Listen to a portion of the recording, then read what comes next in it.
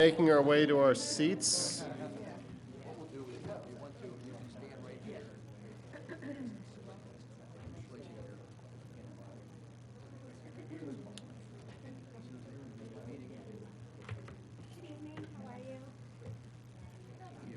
Okay. Today is Monday, November 22nd, 2021. This is the regularly scheduled Board of Commissioners meeting. If you would all join me for the Pledge of Allegiance. I pledge allegiance to the flag of the United States of America and to the republic for which it stands, one nation, under God, indivisible, with liberty and justice for all. Okay, so we're getting started today with the oath of office for our new 3rd Ward Commissioner, Anna Marie Jones. Your Honor, thank you very much for being here. Please your hand on the Bible, please. I, Anna Marie Jones. Do solemnly swear. That I will support, obey, and defend. The Constitution of the United States. The Constitution of the Commonwealth of Pennsylvania. And the Home Rule Charter of Radnor Township. And that I will discharge the duties of Commissioner. Of Radnor Township with fidelity. Right.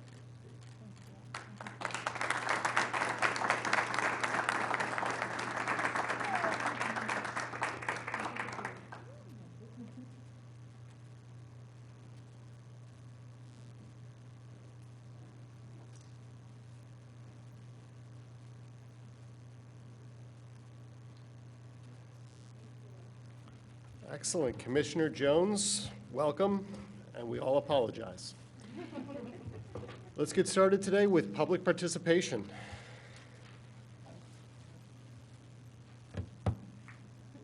I come bearing gifts. Happy Thanksgiving. All right, hold on, Jack, before we start her 5 minutes, which will be strictly timed, I know.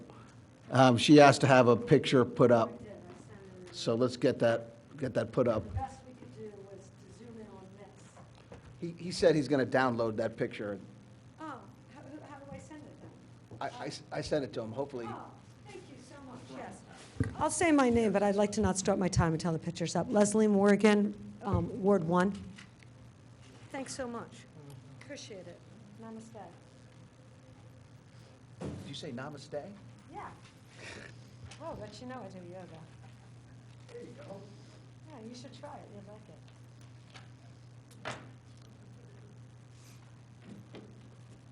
Oh, beautiful. Okay, hi. Leslie Morgan, Ward 1. I think this is the swan song. I think I've been talking about the Ardrossan development plan for almost a decade, it feels like. And I saw this on the agenda. I don't attend meetings that much anymore, but I felt very called to come tonight to talk about a few of the ideas that have been brought up recently in the Inquirer, and Jacob Edelman has done a hell of a job. He's a very good writer. I think he should be up for a Pulitzer for how he wrote about this story, though it didn't include a lot of the things that I had said. I want everybody to look at the unfinished buffer. Well,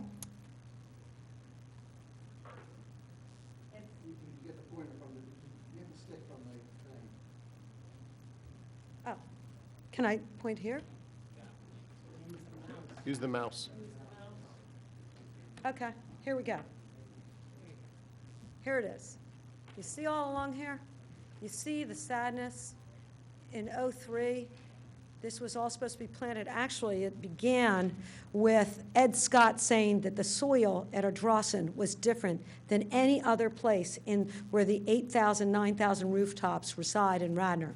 To me, and I hope there's no small children in the room or listening, that sort of sounds like... There probably are. I'll do hyphenated then. That your SHI doesn't stink, okay? Nobody bought that. I had to go to the shade tree because they didn't even get the communications. So they had no idea that he was going to plant saplings because the reasoning was, again, the soil was different here than any other place. But we know that's not true. We knew that wasn't true. And we tried to fight, and this is the result we got. We didn't get exactly the buffer zone followed from the UDC under density modification, which should have been a no-brainer, okay?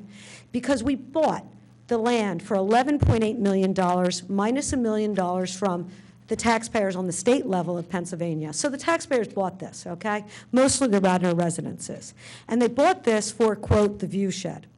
Okay, and they even spent time with a guy from England coming over and flyers going out that all this money was going to be raised.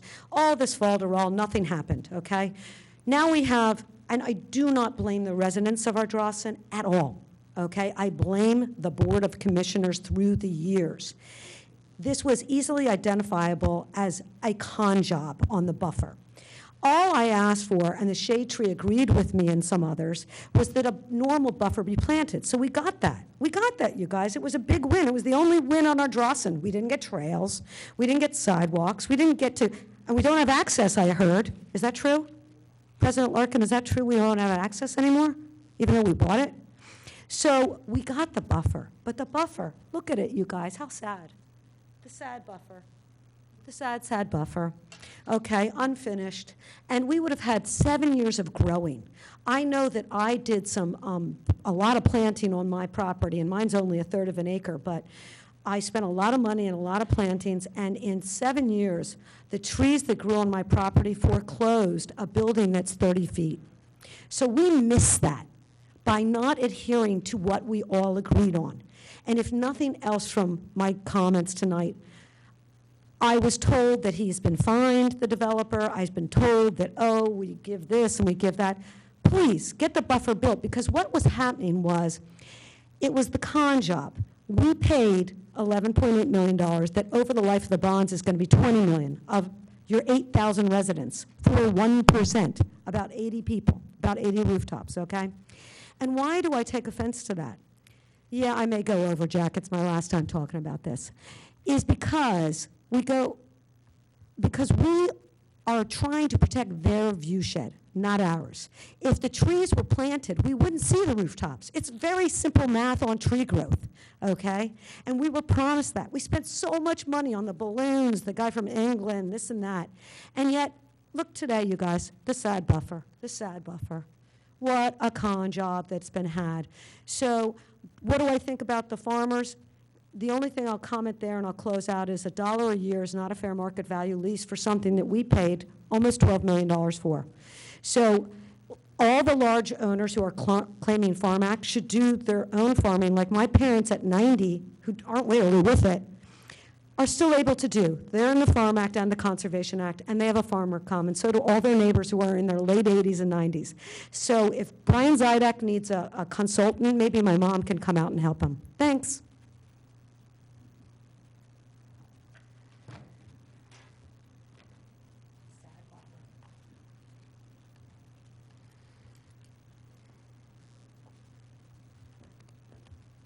Good evening, Robin Mann, 266 Beechwood Drive.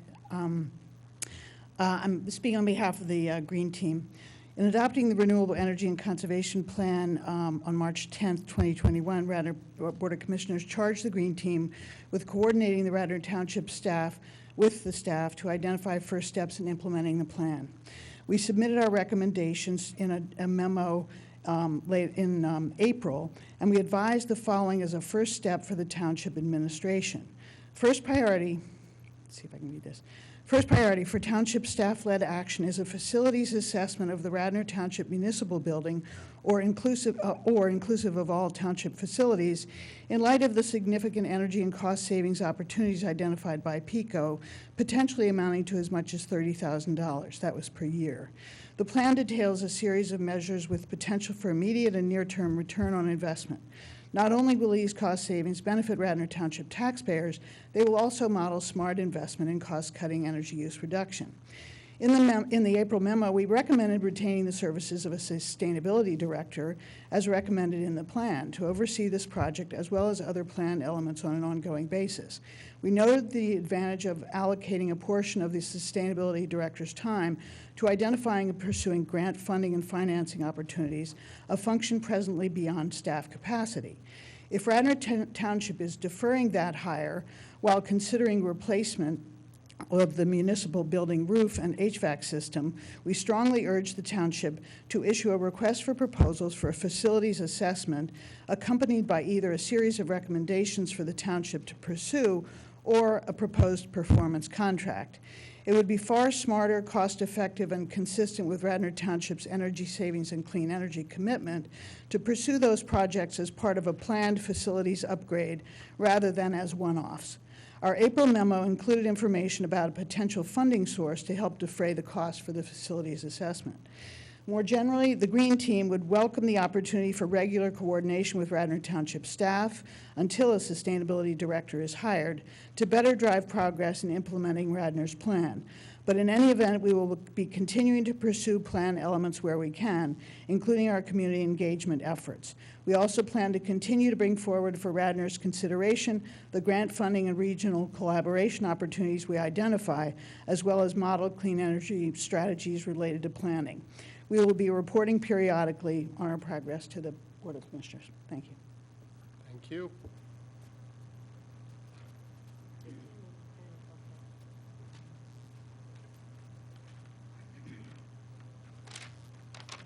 Good evening. My name is Lynn Ellis, and I live at 908 Lewis Lane. Regarding outdoor dining, Governor Wolf has extended outdoor dining for a year. During this time, we will learn how better outdoor dining works for us, including how the immediate neighbors are impacted. Having this experience, we will be better informed as to how the proposed outdoor dining ordinance can be best structured to work for the customers and businesses and neighbors. To consider permanent changes to the ordinance prior to having the opportunity to see firsthand how outdoor dining works in our neighborhood is premature. Garrett Hill has always been a stomping ground for the college students from this township. We need to know how we will be impacted when the restrictions that are currently on the students are lifted. I also agree with the suggestion that these kinds of plans to our code be made after an overdue comprehensive land use plan is taken. Again, thank you.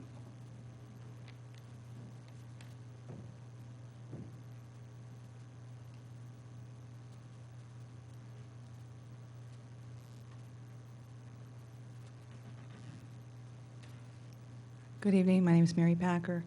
I live at 27 Fairview Drive, St. David's, PA. I'm just here to express my disapproval of the motion to terminate the Fern Valley Farm license agreement. I might be a universe of one, but I believe that the dairy farm is unlike any other. I believe that it is indeed a piece of Radnor Township that is important to all of its residents. I also believe we need to honor the history of the land. The Scotts and the people who own the farm have had an agreement over the years, and I believe that should be honored. It's their livelihood, and they should be able to continue. I think we need to recognize the importance of open space, and I believe it brings something intangible to the township.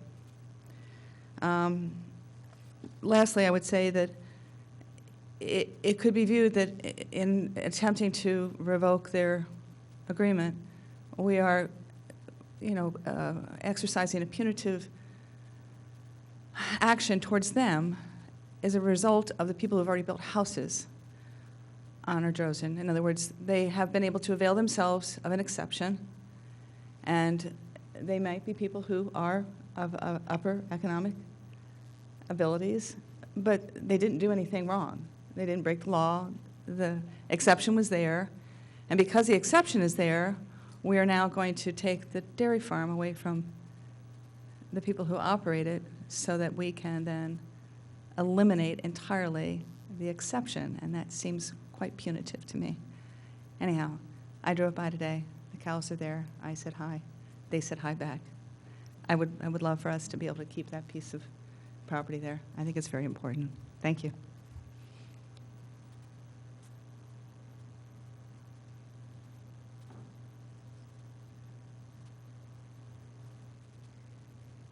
Any additional public comment?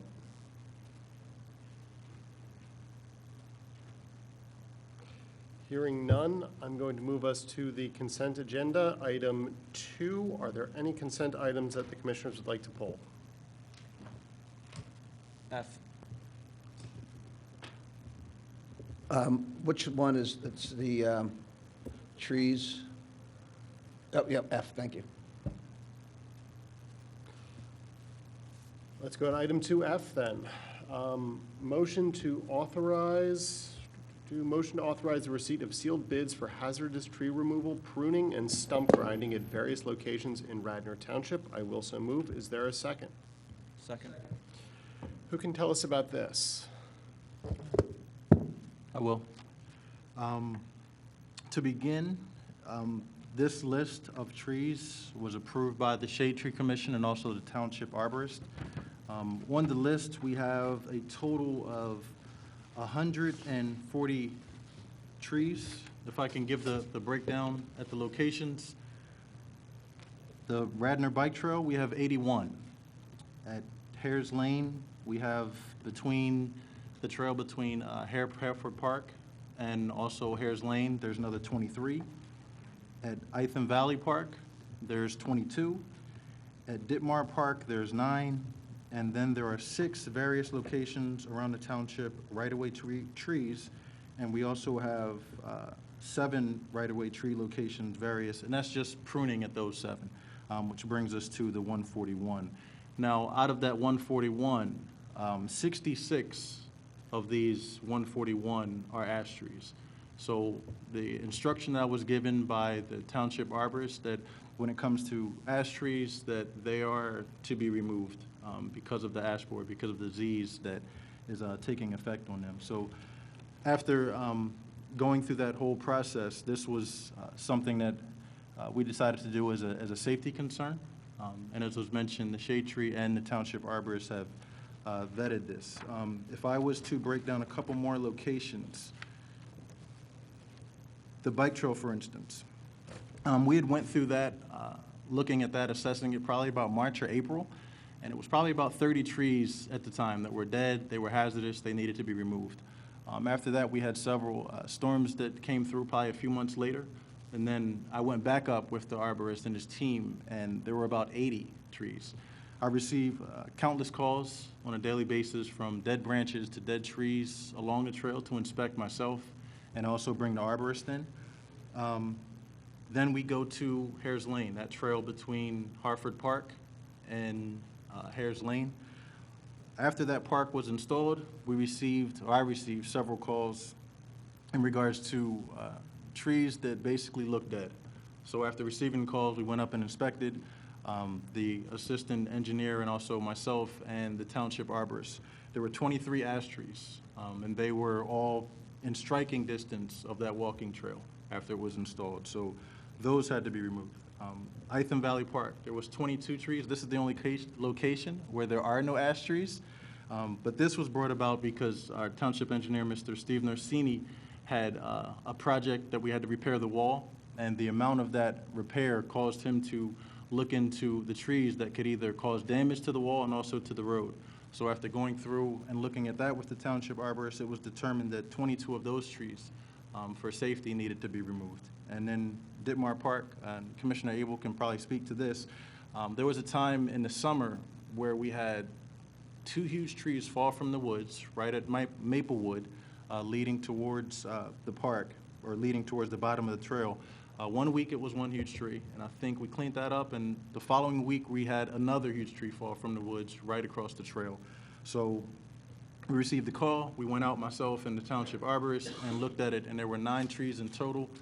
2 huge ash trees that were right on Maplewood at the corner of the trail, and then there was another 7 that, again, were in striking distance of the trail that needed to be removed. And the rest are various locations received from residents as far as right-of-way trees. And then, Mr. President, if I could just add to that in terms of process, starting last year, 2020, which was last year, seems like a lot longer ago, we changed the process where a lot of times these calls would come in and we would go out immediately and address the tree. We asked the arborist to provide us with a level of severity to give us the opportunity to aggregate these lists and then run it through shade tree, and then ultimately go through the public process of bidding and awarding. So that's why you're seeing it on the agenda. This is the second time that we've done it this way since we changed that process.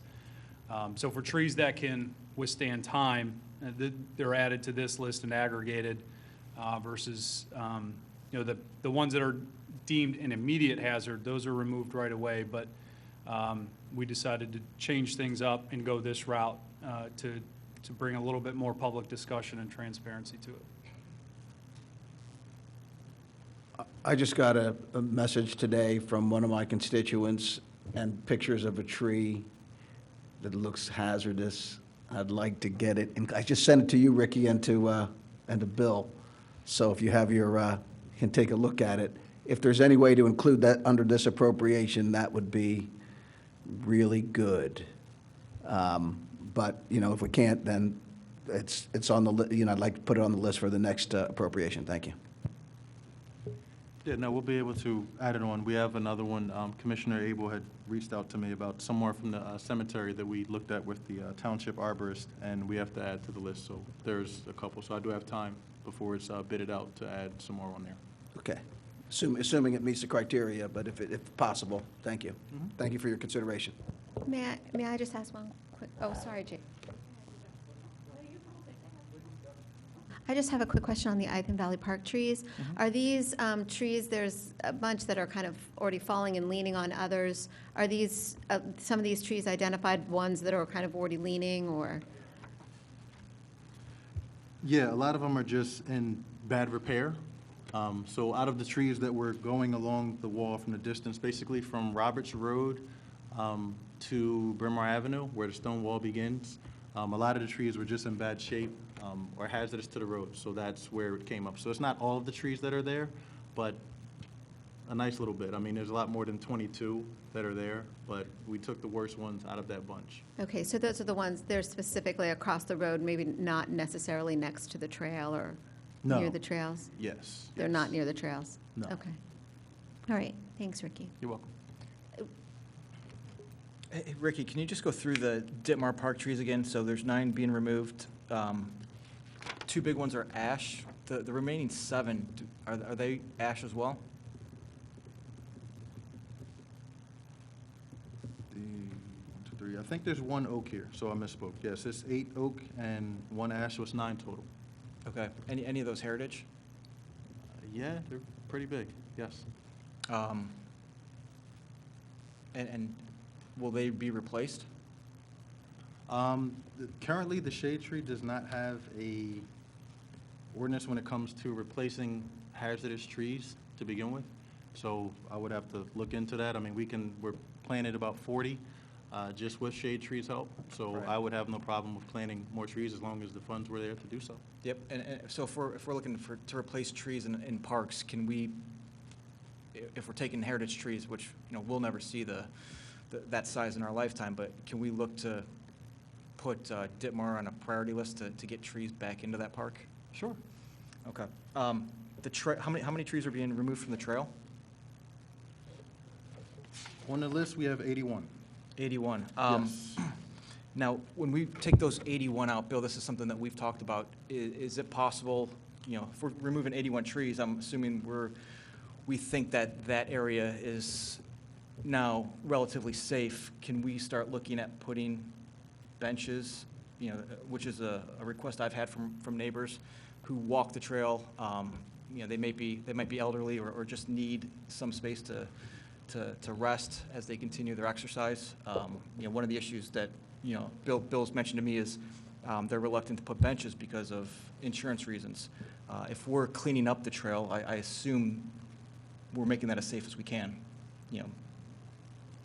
We have areas where people park below trees, and we put playgrounds around trees. I think a bench is doable. Absolutely, yeah, happy to revisit that. Okay. Yep. Okay, and then Ricky, just to confirm, we're going to look at getting some of those trees that are tagged purple in the First Wayne Cemetery removed in this group? Yes, I'll add those to the list. Thank you for the reminder. Yep, perfect. I appreciate it. Thanks again. And just, if I could quickly, the process, we don't have a great deal of funds for replanting, but those, similar to this process of vetting it through shade tree, the replanting again, to the extent that money's available, goes through Shade Tree and up to the Board of Commissioners as well. Yeah, and I understand that, funds have to be available. I'm just saying when they are available, if we're removing 9 trees from Ditmar, it would be good to get some trees replanted there. And the only other thing I'll say is it's a suggestion that was made by the group formed around Fenimore Woods. And again, no disrespect to our arborist in this situation, but if we're removing 80 trees from a trail or, 2 dozen trees from a park, it might be a good idea just to have a second look from an arborist to confirm what we're doing so the neighbors are reassured that we are doing the right thing for the trees and the health of trees.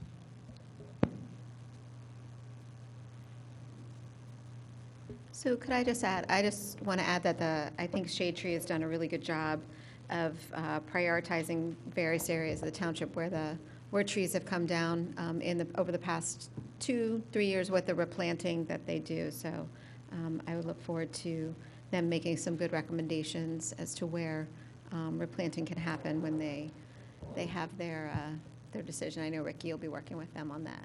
Yeah, and if I could comment, just to mention to what Shade Tree's efforts, out of the 40 trees that we planted, I believe 9 went to Emlyn Tunnel, and before the Shade Tree's effort to plant those 40, we had another 10 go into the willows. So going to plant it at Ditmar Park, I'm sure would not be a problem.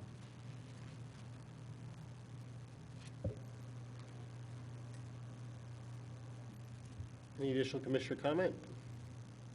Hearing none, I will call the vote. All in favor say aye. Aye. All opposed, nay. Motion passes unanimously. I'm moving for the approval of consent items 2A through E and G through I. I will so move. Is there a second? Second. All in favor say aye. Aye. Aye. All opposed, nay. Motion passes unanimously.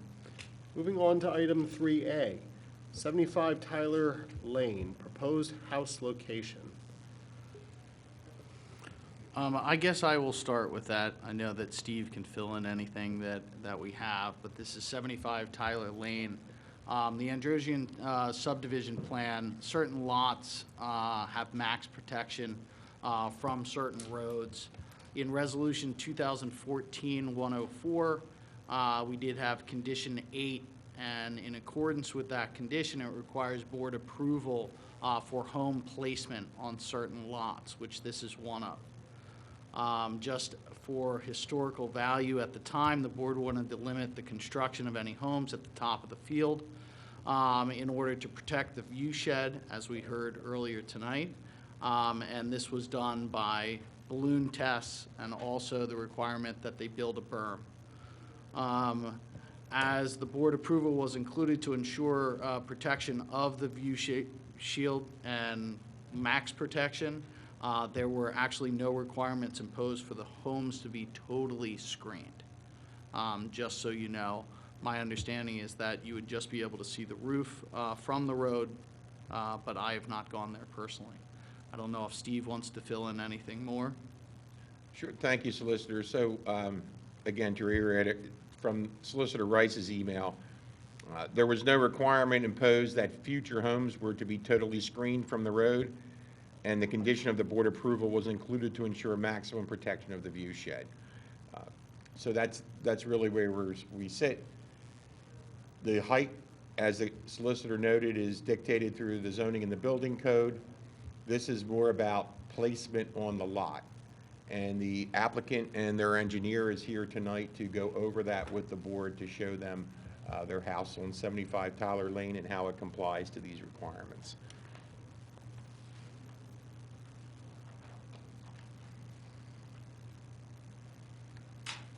Good evening. My name is Dave Fiorello. I am the engineer for the site with the shop group. I have together plans that I want to pass on to you. I have a copy of the original record plan from the Ardrossan subdivision that was approved back in 2014. The lots in question that are required to be reviewed are the last 4 lots on Tyler Lane. The original subdivision plan shows these lots. They are actually 3-2, 3-3, 3-4, and 3-5. And again, this was the original subdivision plan. After the subdivision was approved, there was a lot line change in 2019, where the lots were shifted, open space was moved around. There used to be a non-residentially approved lot at the end. This was converted to open space for a trade of open space 8A so that this lot could be extended back further away from Darby Paley Road, actually made it deeper. There was a lot line change again a year later, which shifted Lot 3-2 into a portion of Lot 3-3, made Lot 3-3 smaller and Lot 3-2 larger. And it is Lot 3-2 that we are here about tonight.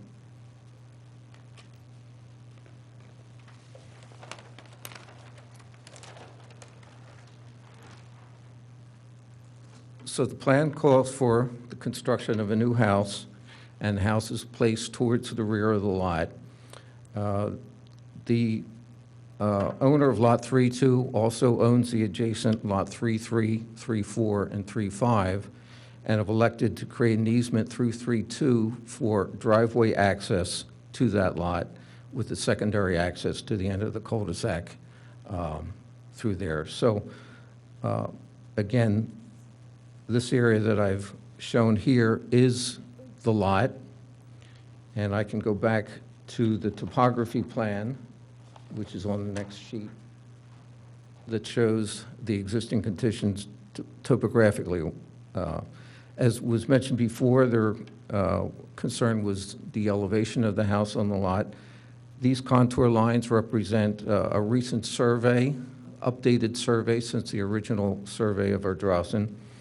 It shows an area that I'm pointing to, which is the higher elevations of the lot. The lot falls off. These are 1-foot contour lines. So from this point here down to the cul-de-sac, it is roughly a 10-foot elevation difference.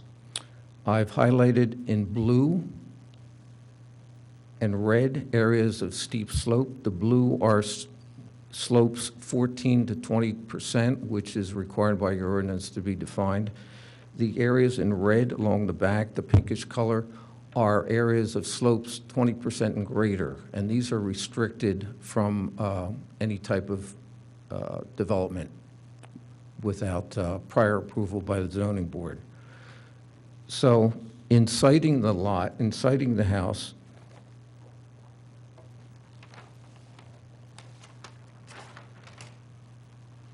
we have shifted the lot, the house to the lot, as far back on the lot as we can. We are roughly 8 feet from the building setback line on this lot. You can see that we've oriented this in such a way to avoid any disturbance of the regulated steep slopes.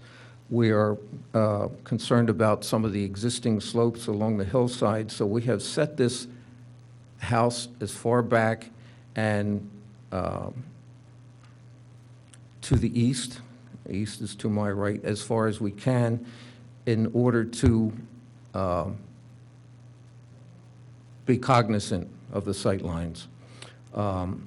Again, the elevation of the house is set in such a way that the area to the left is sort of tucked into the hillside. We have a detached garage built into the hillside. We have a retaining wall around that, so it allows us to keep the elevation of the parking area and the main structure low relative to the grades along each side. We've addressed all the storm water requirements of the ordinance. We have several large subsurface stormwater management systems which are tucked into the side around the house. It collects, contains and controls all the stormwater runoff from the site. And again, with the driveway coming in here, we've got the grading in order to make this thing work. As part of our design review at the initial set. We did a series of soil probes and borings to determine the depth of rock on the site. In certain areas, rock is within 6 to 8 feet of the surface.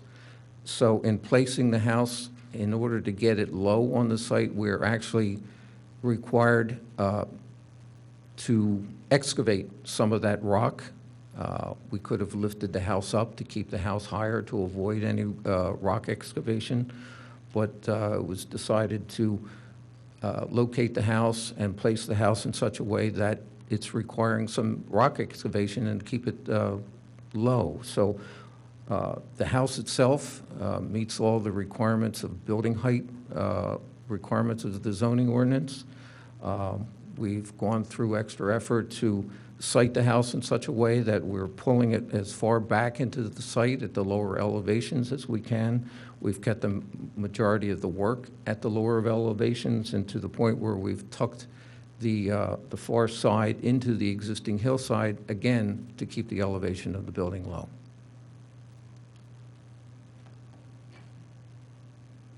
Do we have questions?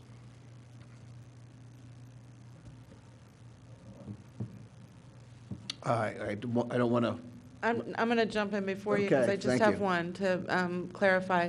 The 4 lots are all owned by the same property owner. Am I That is right? correct. so that was the first question. So the other 2 lots are going to remain undeveloped? The other 3 lots, only, other than the driveway through this lot, this is the only house at this point in time that we're in front of the board. There's no plans on doing any future we're building right now. I can't say that they're going to be undeveloped, but there's no plans at this point in time to do any work on them. Okay. Also, I noticed that there's some other properties on the site that are owned by the same person that are down closer to the same family at Darby Paoli Road. So I guess there's the opportunity that we will see those properties, these other parcels, there is the possibility that they will be developed. I can't say they won't. The owners. That's what, the so we're owners saying the first same is thing. So with the you're intent saying you ultimately won't to say be that they developed. won't, and I'm saying that the possibility exists that they will. Okay. In the future, yes. In the future. Not at this time. Right, not at this point. I did not see your blue lines indicating the slopes that are 14%. All I can see is the pink ones. Can you show the blue again? I think And I have the drawings up here on my computer. We have a band to the far side along here. You can see, it's not coming up real dark on the screen, but you can On see that it drawing, is it's a coming greater. up, but I don't see it on mine, yeah. And then along the back, we are allowed to grade into them because we have some areas of the slopes of the 20% and greater that transition. So we are doing some grading there. There's a small band right where my pointer is here.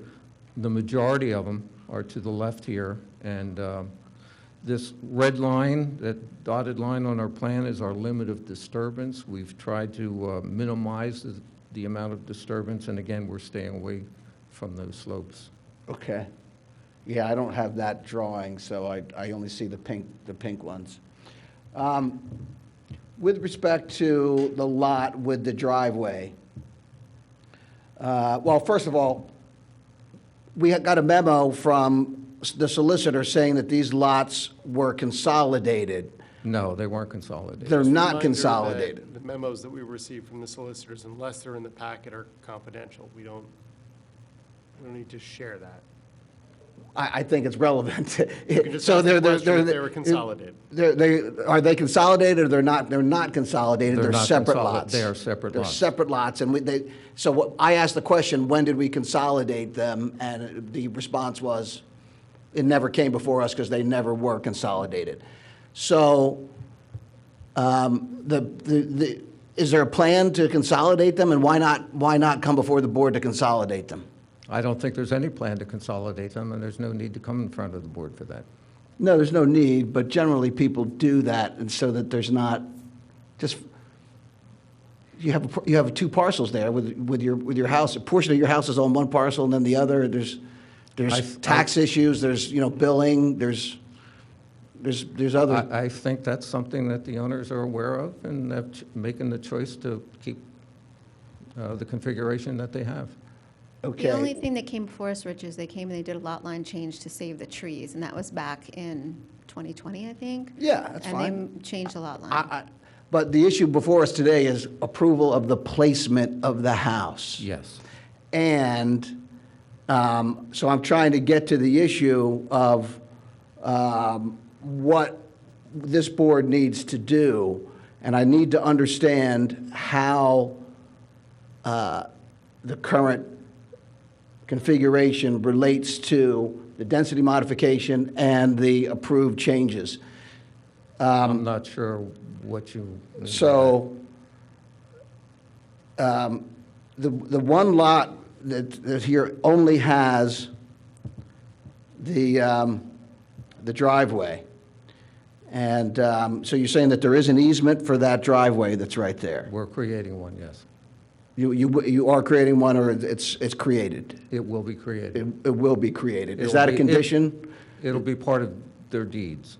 It'll be part of their deeds? I mean, they own the lots. They're free to use them. We're offering to place an easement over there. We have on the final I plan. think it needs an easement, so I would ask the solicitor to make that a condition, that the easement be created and documented, so that the township is aware of that. And I understand it'll be in the deeds, but I think that we might need to make sure that before we get this approved, that where we have provision in there to make sure that that's done.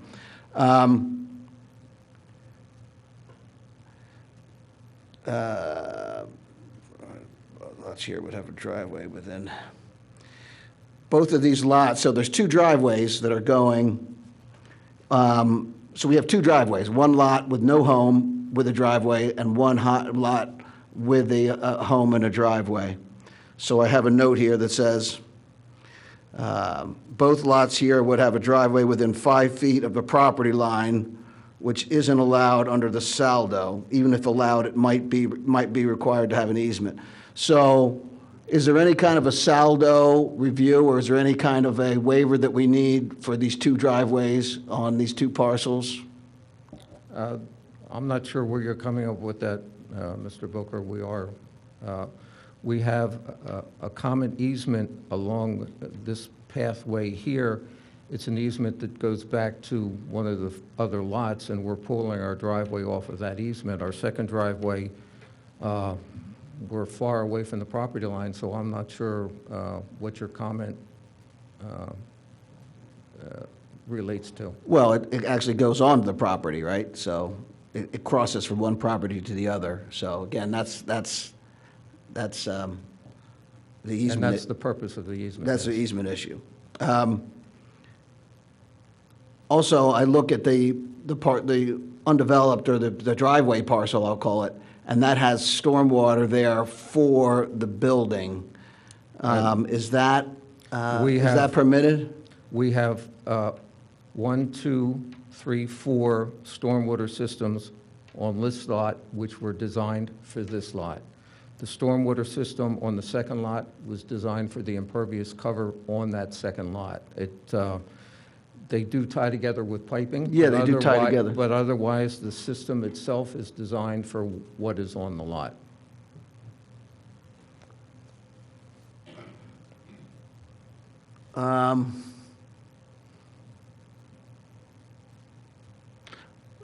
I wonder whether the tying it into the other is an issue to be concerned with or not. I guess you would say it's better to tie all these systems together for the infiltration. Yes, we have one point of discharge, and our discharge is located, as you can see, in this whiter area, which is away from the slope. So if we were to discharge these systems here, we're actually discharging that stormwater down steep slopes. We wanted to avoid that, and we have basically a level spreader along here that helps spread that out. Yeah. The flatter area helps mitigate any. I guess it would be easier to clarify that we're addressing the pavement on the driveway lot and the building on the other if they were separate. And I would ask that, Steve, for our approval, that we document that driveway parcel that is not needed for the building, because it's not on the site. That's included in the stormwater management report that we've already reviewed. So we have, that is documented that it is not necessary. We've submitted these plans. These plans have been reviewed by Roger's office.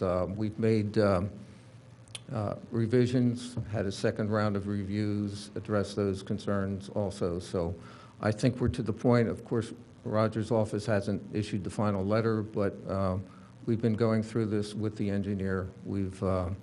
It's been reviewed, and I think we've addressed most, if not all, of any comments that were previously raised.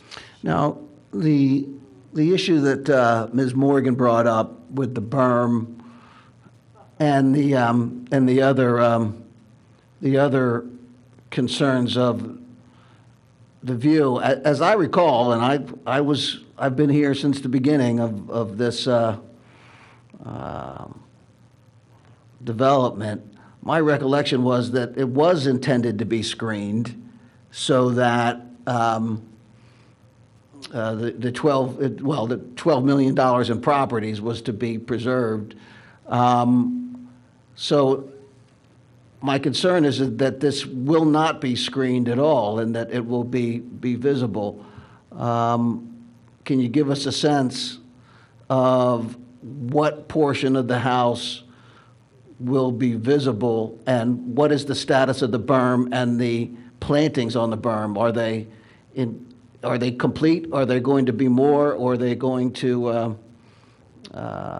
be maintained? Or they are in as they're going to be, and there's no further action going to be done? I am here tonight on behalf of the applicant, so I can't speak on behalf of the developer.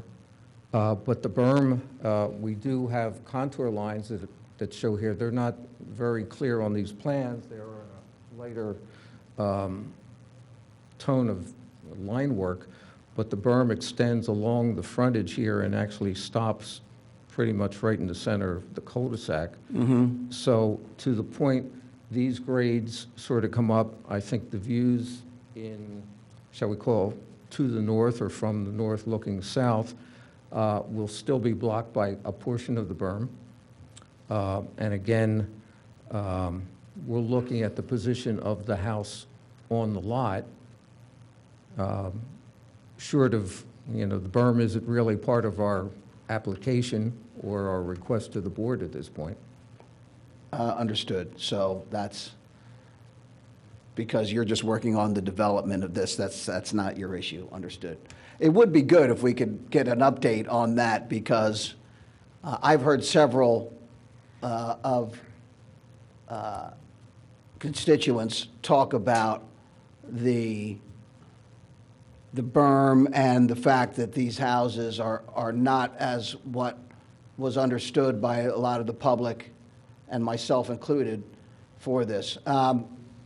So getting back to what we're told is that there was no requirement that the future homes be totally screened from the road. I think that was the intent. I disagree with that. And that the board approval, that you have to come before us to locate the house, the board approval was to ensure maximum protection of the view shed. So how do we ensure that this does provide maximum protection of the view shed? How high is the house? 35 feet? Is that what it is from the finished floor elevation or from the driveway grade? I don't have the architectural plans, but from the architecturals, it meets all the building height requirements, so 35-foot max. I think, we're to that point, but we don't exceed that. And how can we decide that this is in compliance when we've changed twice the lot lines? So Well, I'd ask our solicitor, we laid out the plan, we had a conditional, we had a density modification, we laid out the lots, and then we changed them twice. And now we're saying, oh, well, this is obviously not what was intended when we approved the plan and the changes. I think what's happening here is by us making the lot line change, we actually made the lot deeper, which allowed us to push the house even further back. Yeah, that could be. The discussion, if I remember, It could be. a few years back was to have the house placed as far back on the lot as possible. I think some of the original plans showed them right at the setback line. So here, So you know, your view is that this is the best place to put that when you consider the view from Darby Paoli and Newtown Road, irrespective of the height and the screening. yes, I do.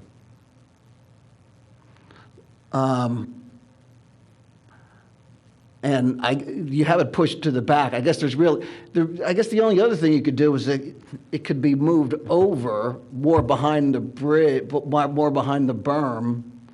But there was always a lot there, I guess, is what you're saying. Yes, and the lot line change that was recently made this lot wider, if you will, to the east. So we're making use of that change by pulling the lot back and pulling it over, again, to get the elevation down.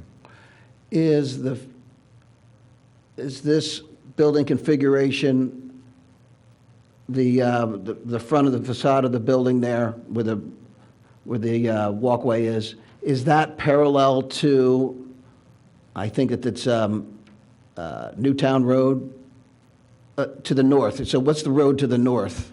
Well, I think if you look at the location map, Yeah, I can't see it. Yeah, so what's that road up right there? this is Newtown Road. along Newtown there. Road, right. So the house that facade of the house is parallel to Newtown Road. Very close, yes. I can't say it's exactly parallel, but it's facing Newtown It Road. looks like it's close to it.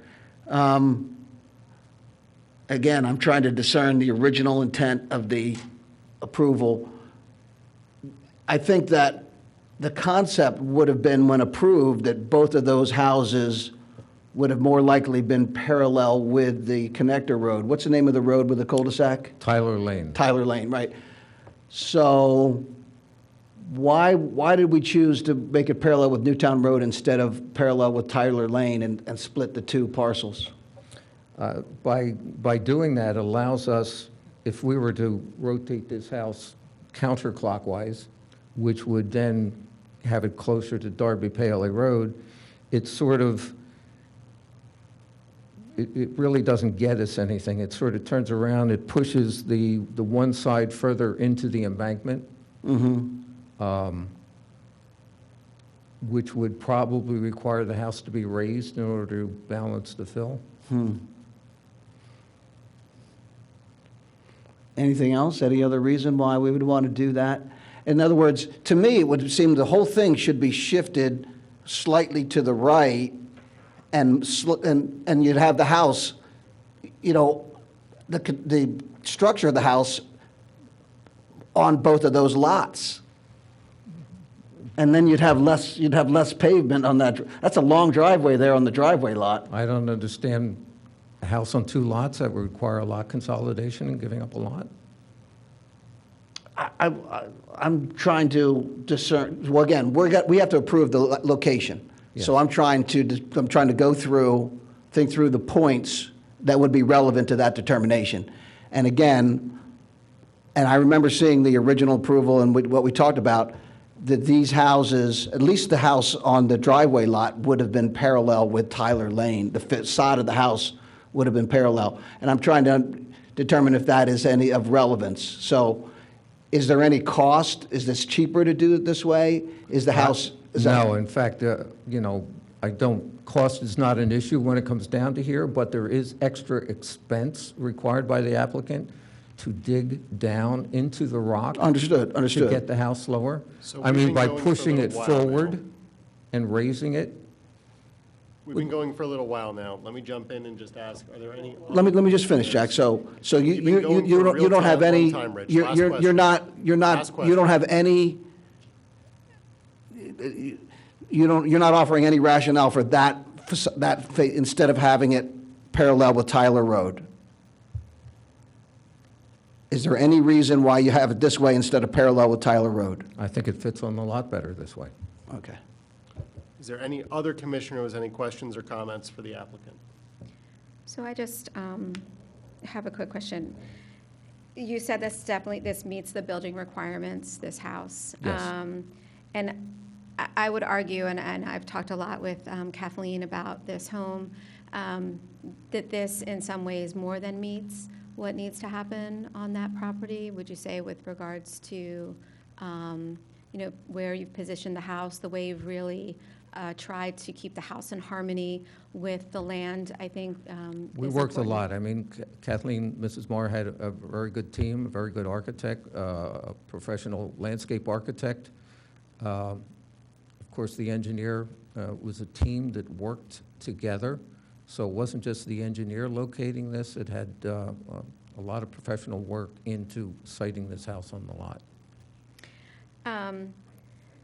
And I know that, one of the, and Commissioner Booker mentioned, definitely the prior board, I think when they put this notation on the conditional use or density modification, I don't know where exactly it is in the plan. It was part of the final plan. The final plan. Final subdivision plan. Definitely the idea was to,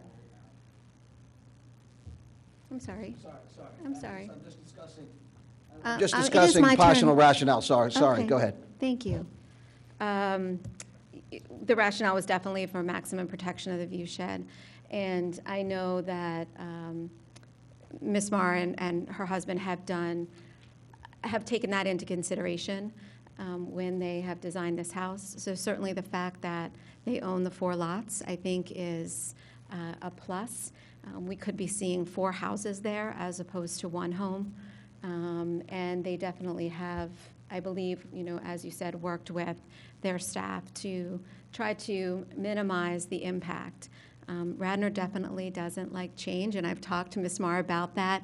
We know that there are going to be people that are going to raise some concerns that house the roof might be seen. But I think that we are balancing the need of a property owner, somebody who has legitimately purchased property and can build a home there. It is a buildable lot. So I think they have done everything that they can to put this house in harmony. I appreciate Ms. Morgan bringing forward the comments with regards to the berm, and I know that the staff has been working hard with Mr. Scott. They've actually made some improvements to the berm, and Mr. Norsini, you might want to mention, and I know that you all keep on Mr. Scott with regards to monitoring the trees and making sure that those trees are viable and continue to grow. The plan is that those trees will eventually screen in a more significant way some of the development back there, but that is going to take time. And Ms. Morgan, you mentioned that yourself, so I thank you for mentioning that. It is going to take some time. It's going to take some time for those trees to grow in. And we will continue, but I think that the option of having 1 home back there, one beautiful home that is going to harmonize with that land as best as possible, as opposed to 4 homes, is definitely probably the best option we can. And the fact that we have some homeowners that care about the land as much as the rest of the residents of this township is definitely exciting. And I think the best that we can certainly hope for as that property continues to evolve. So I want to thank you all and definitely ask for my board colleagues' support in this request for this house. I'd like to go. So this house is 4 lots, and they're separately deeded as 4 lots. Why wouldn't you consolidate into 1 lot? I am going to ask if you could come up to the mic if you want to answer the question. And I'll just say from my experiences, if it's 4 lots, oh, we're not going to do anything, and 3 weeks later, there's a for sale sign on 3 of them. Well, I can tell you at this point, we purchased these lots in 2018. We really purchased them because we thought the land was beautiful. We purchased it, frankly, because we didn't want to see ugly construction go up in that view shed. We've spent a lot of time, a lot of money, very thoughtful consideration to the trees, to the topography. If you look at the Willows house and how it's sited into that hill, which was not an easy thing to do, that's how we approached this, because we really believed we did not want to ruin this land. And trust me, we've gone through a lot of hoops to try to ensure what we've built is a very classic architecture that blends seamlessly. And we care about it probably more than anyone in this room. And it means a lot to us. And so I will tell you that why can't we move it this way or this way? We don't want to be close to Darby Paoli Road. We don't want to be close to Newtown Road. And as much as you don't want to see our house, we don't really want to be seen. We're trying everything that we have. We've hired an architect, a landscape architect, engineers. Everyone has been involved in trying to make this a beautiful project. Sure. So why wouldn't you consolidate that into one lot? That is not a question. What we're here today is to talk about the placement of the house on Correct. this lot. That may not And- be the question, but it is one of my questions. Okay, that's a very fair question, but at this point, it is not our intention to build on those lots. Again, we care about this land. We purchased it so someone would not build on it. So can I tell you, in my lifetime, is that my desire to keep that open? Yeah, it is. Okay, and the reason why is obviously there's been a lot of talk about Ardrossan. I know. I know. Four lots, and I don't have all the facts, so hopefully I can get some of them later tonight. But there's tax issues, et cetera. We and- do not have and- any, and- we have no let me- 319. Pardon, let me. And I will tell you. If I could just Go ahead. finish here. So there's a lot of tax issues going on, and not to say now, but sometime down the road in the future, I don't know what's going to happen with some of this land and what the tax situation is going to be. We do not own 10 acres of land. We own less than 6 acres of land, so we would never be able to have a 319 exception. I don't know what your tax situation is, and I'm not asking how much you're paying in property taxes, but there are. It's fair value. It is not any, there's been no dispensation for us. And if anything, our land is actually used by the farmer. We have no benefit from the farm. We have no benefit from the 319 exception. We have buildable lots. It is not our intention to build on those. We have specifically designed the house so that it is set Sure. as far back as possible. But, and I'll just equate this to something like in my neighborhood, like restaurants change owners and houses change owners too. So what's there today may not be there tomorrow. I mean, my house is. I would have to be changed gone hands. from this earth and before I know. anything I would happens to ask, this land. I'm Mr. sorry, President, Mr. President, I would ask that I'm this sorry, line I of have the floor questioning, and I'm speaking. this line of questioning is not relevant to what we It is have before us. actually, and I'm speaking. No, it is not. It is. No, it is not. Before us this Well, evening I don't is know the why you're placement getting of the so house. Yeah, defensive. why would you be Please- defensive? Please let me finish You my are- question. Okay, let's all take a beat.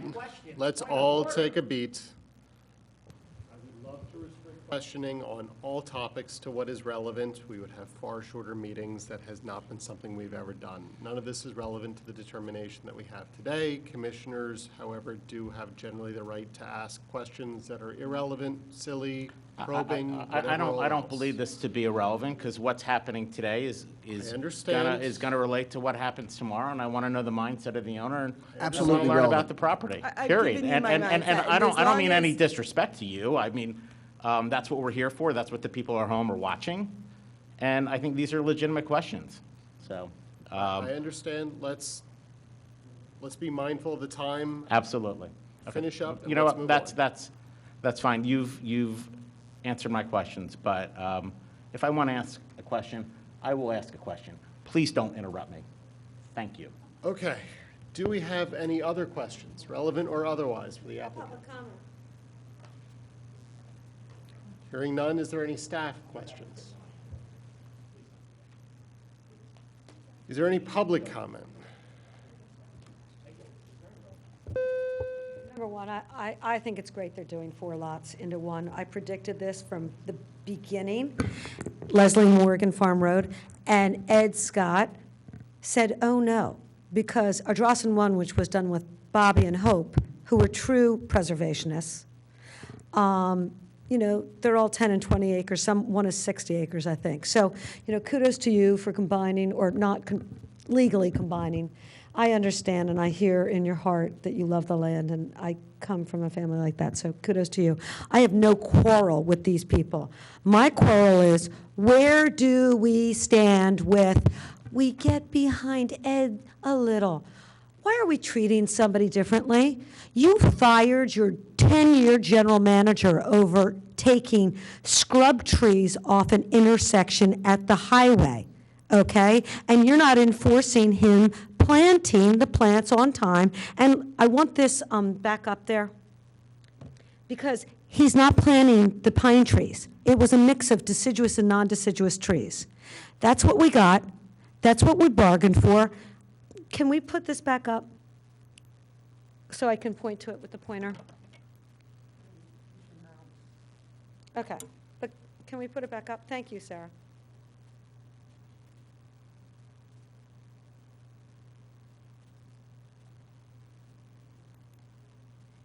I don't know why it's not going up.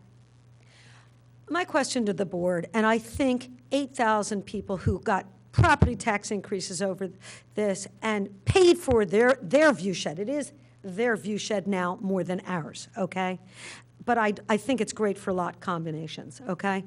All I want to know is, when are we going to treat this guy the same as any other developer, even in Sean's neck of the woods, what they did with the developers there, my God. When are we going to enforce the buffer? That's all I want to know. And I think your public deserves to have this in writing when you're going to give a deadline. And these trees down here are not the pine trees. See, they started off the right way, and then nothing, dead. Here, right down here. See how it started? That's what we got. And he wouldn't even plant them for years. Okay, I think he got fined. And then dead to nothing. Okay? When are you going to enforce him and treat him like any other developer who has been fined, who has been scolded, who has been whatever you need to do? The guy behind me, John Rice, made him plant 25-foot trees because he took out trees illegally. He took out like 3 or 4 trees, and he had to put 6 25-foot trees. Now, it's hard to buy 25-foot trees, you guys. Okay? That was the fine on just 1.5 acres. When are you going to hold him accountable? Thank you. Nice job.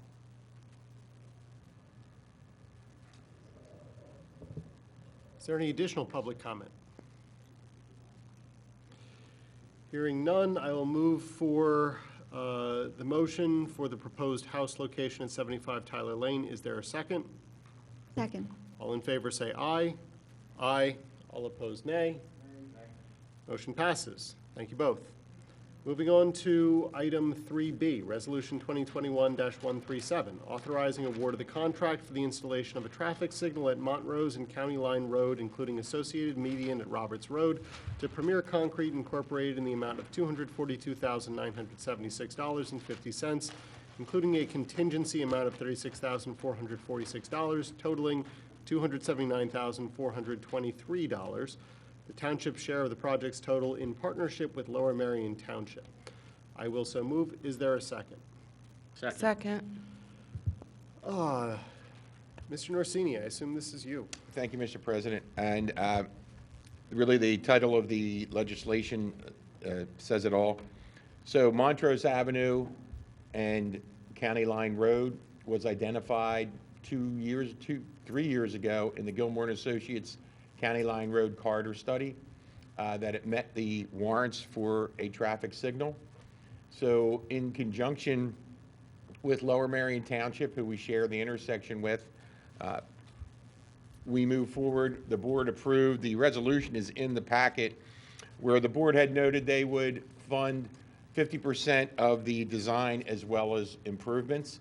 So Pannoni and Associates did the design for the intersection, and during that time, PennDOT requested that we stop the through traffic at Roberts Road.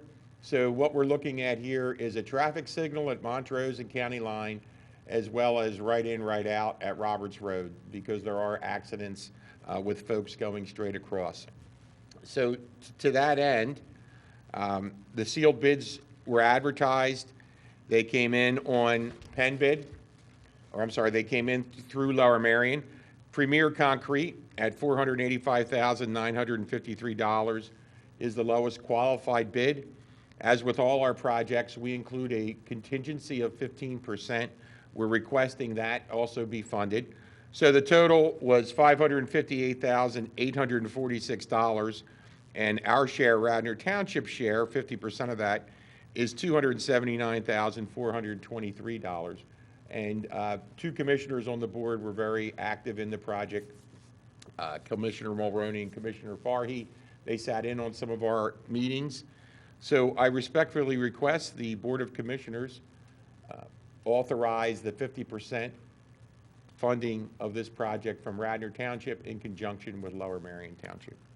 Thank you. Commissioner, comment? So I'd like to just point out that this board did approve funding for this project at $270,000 as the share. So this does come in a little bit higher when we build in the contingency. But that being said, throughout the process, which I really want to commend Steve Norsini for working so well with our colleagues in Lower Merion and getting us to this point. Throughout the process, PennDOT came back and said that if we wanted the light at Montrose, which was the community's preference, that they still wanted to be able to control traffic across Roberts. So that's the right in, right out. That was not in the original thinking when we first came, when this project came to the board for funding approval. So there is an increase, and I'm sure we all are aware of the increase in construction these days. And there was some, this took time to get us to this point. But for less than $10,000 increase, I do want to point out that we are asking for a little bit more than was originally approved. But I think we're getting quite a bit more when it comes to safety and ease of crossing. So this county line corridor is not only problematic for speeding, but I live relatively close to it, and now that working from home, I hear the accidents that occur with people trying to drive across, and there is no safe passage for pedestrians between the light at Lancaster and the light at Thomas. So I really just urge a vote yes to get this project moving. I think that it's a crucial project for the safety of our community. And again, Steve, thanks for everything you've done so far. Just a couple of questions. So it's 20,000 additional, not 10, am I correct? Give or take, right? About 20. So back in... It's 540 versus 485 at this point, and then we split the difference with Lower Merion? We approved 270. Correct. And our share is now 279, 423. And that's including the contingencies, Okay. Commissioner So Mulroney. that's a minor amount. Has Lower Merion agreed to this, or are they waiting on us, or are we waiting on them? They should be approving that in short order also. I obviously can't speak for No, the board, I know. but I don't know if they had their meeting, if you spoke to Ernie or their township manager or engineer. I can answer that. I've spoken to Commissioner Scott Zeloff at Lower Merion. They are bringing it to their next meeting as well.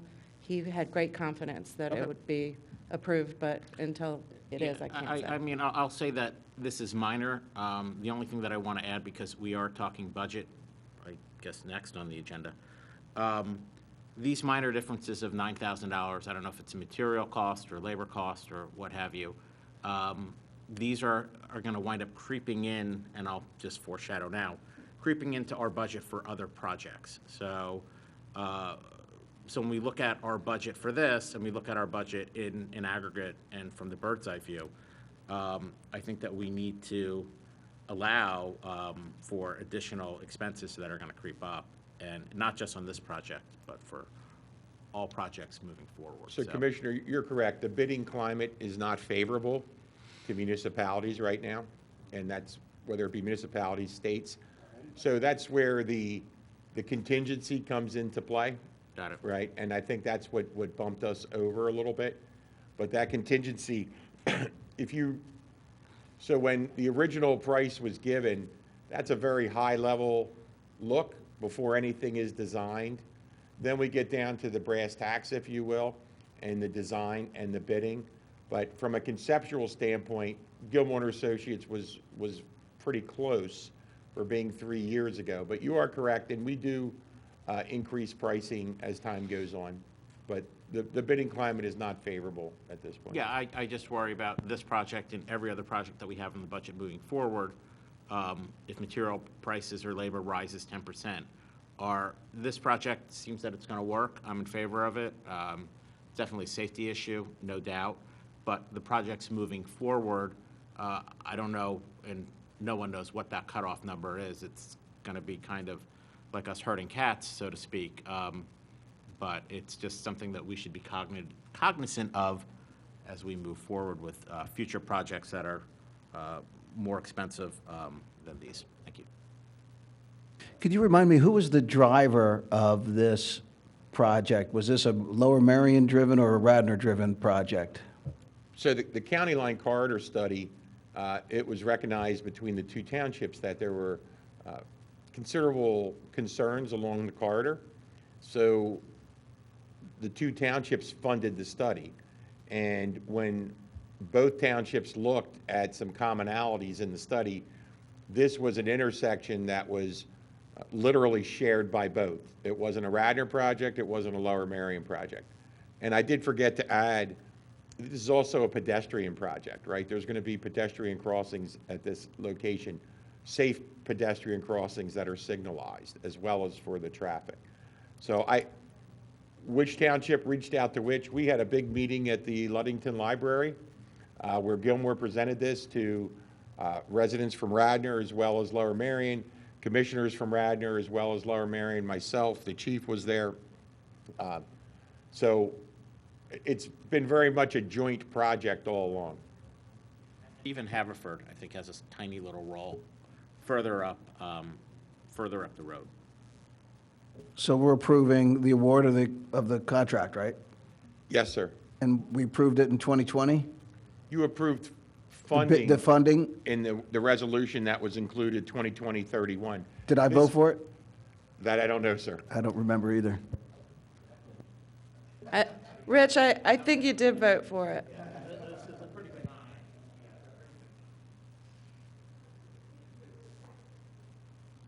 Any final comment?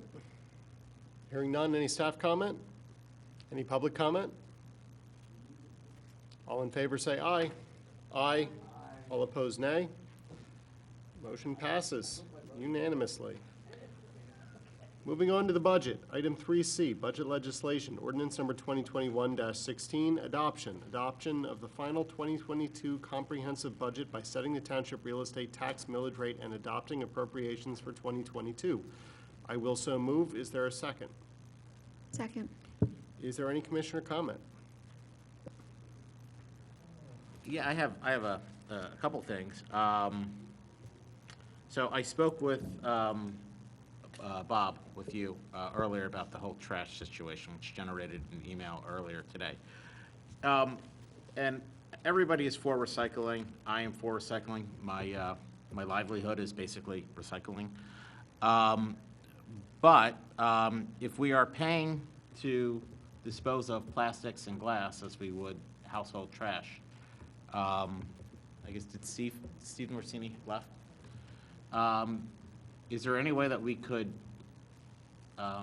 not do that? That would save money. I mean, if they're not recycling it, why are we paying to recycle that? Like, Metal, I get, there's a value for it, but all that plastic, my understanding is it's being burned or going to a landfill.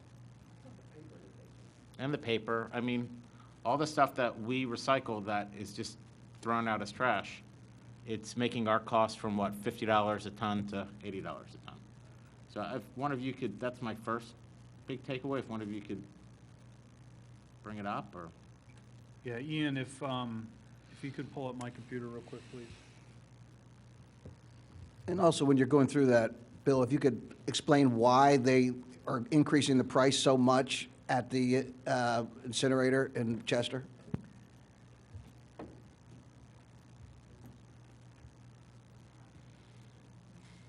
Hang on, we're getting the Roman chimes. Will they have to separate it? So first of all, with regard to rates, the current monthly rate for the garbage is at $58. The county notified us recently, or earlier this month, that they're increasing that to $78 as a result of, as they put it, increased costs at the plant as well as the material costs. At this time, recycling is running at about $22 per ton, so significantly less than the garbage. To Commissioner Farhi's point, that isn't always the case.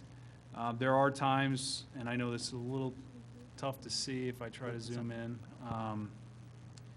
the recycling costs per ton do exceed that of the garbage, but it has, in general, over the last 4 years, the cost of the garbage has been greater for the most part than that of recycling.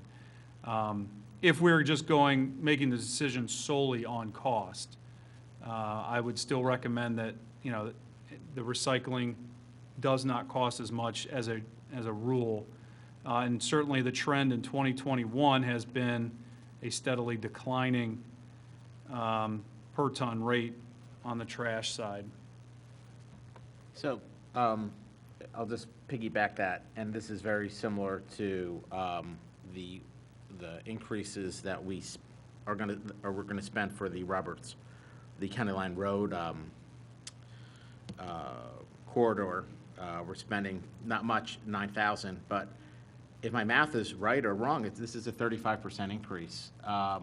So with the current budget of rising prices, are we comfortable knowing that we can sustain maybe big hits of inflation moving forward? So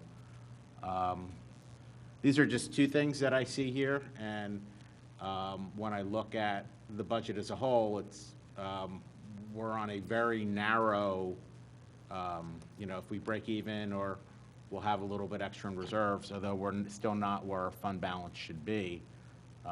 These are my concerns. And I know it's difficult. I know it's COVID. You guys have done an excellent job. Our bond rating is great. I'm not trying to say that you're not doing a good job. I'm saying I don't want to come back in June and we're like, this project, we can pick one of the two because we can't find labor, or the labor's increased, the materials increased, a whole host of other issues on top of COVID itself. Bill? Sure. So I had sent an email to the board earlier today in response to the county's increase in the rate. We had estimated included $675,000 in next year's budget for the combination of trash and recycling. Based on where recycling is headed in its rate, it looks like that 675 can absorb the increase or most of the increase on the trash side.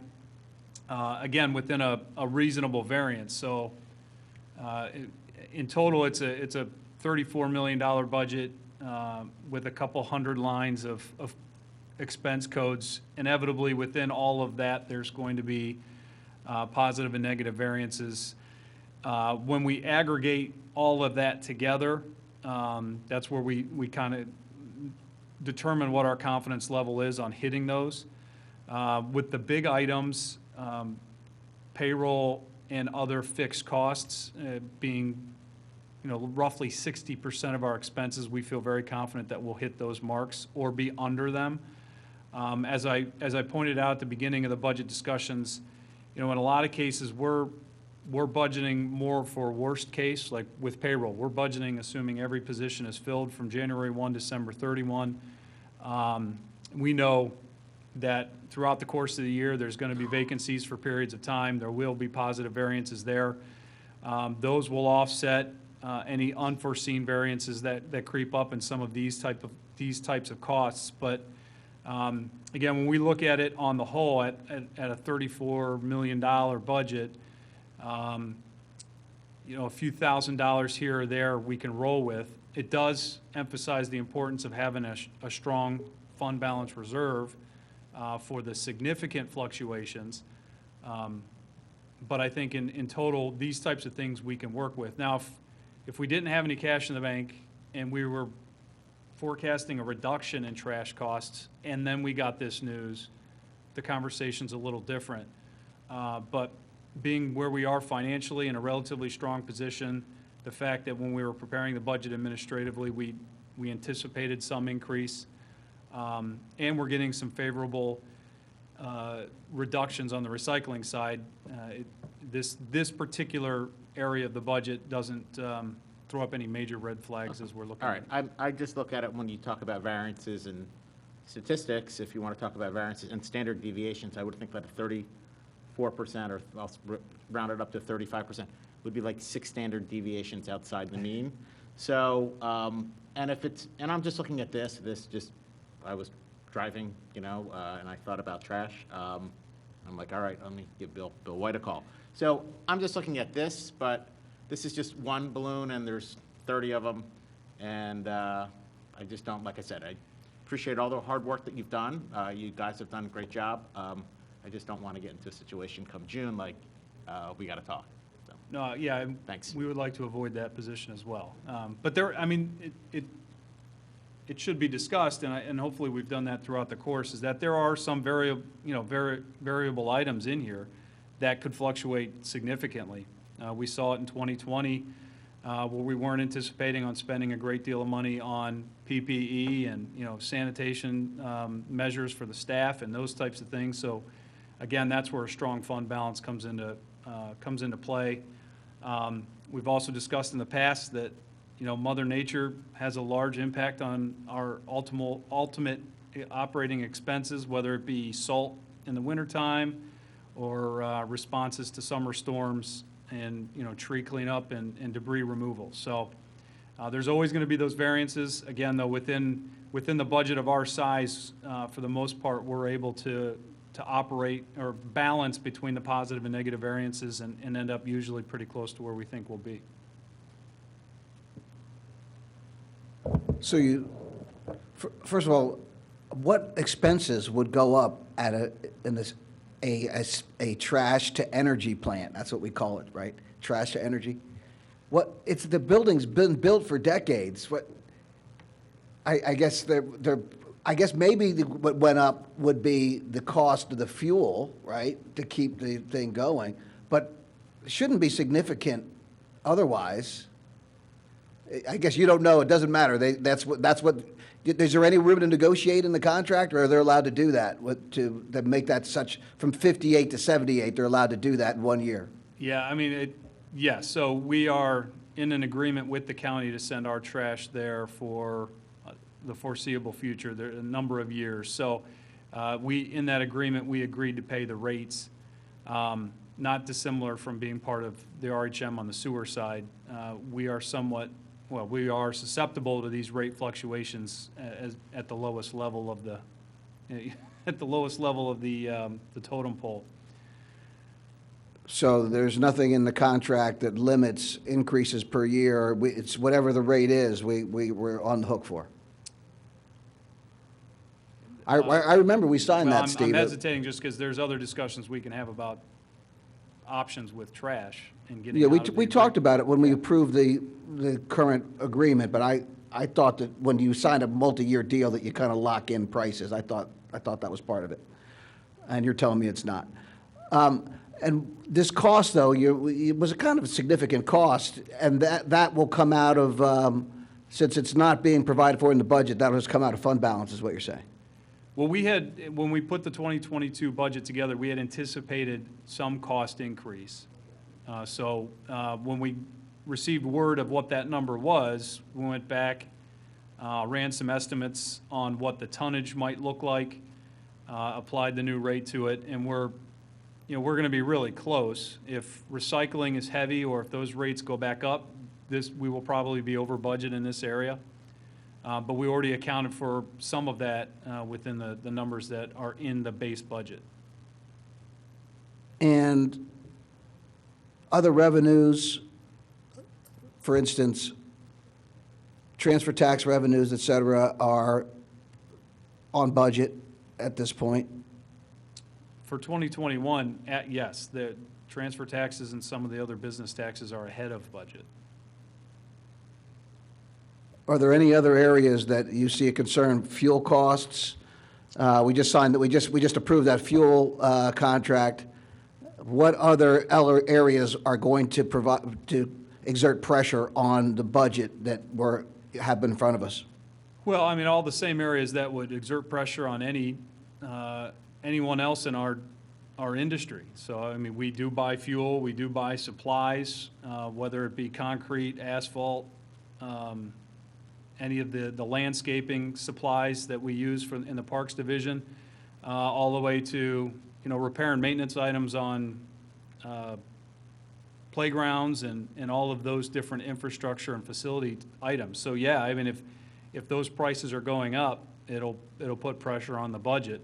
But that's where we go back to, we factor some of that in when we're putting the estimates together, coupled with inevitably, again, with a budget that includes as many moving parts as ours does, there will be favorable variances that will offset some of those. And we've talked about this through the years. What we want to try to avoid is budgeting everything at absolute worst case scenario, because at the end of the day, that's going to result in large positive variances. And then you're asking me, why do we have such a large positive variance? And are we overtaxing and those types of things? So we try to find that balance.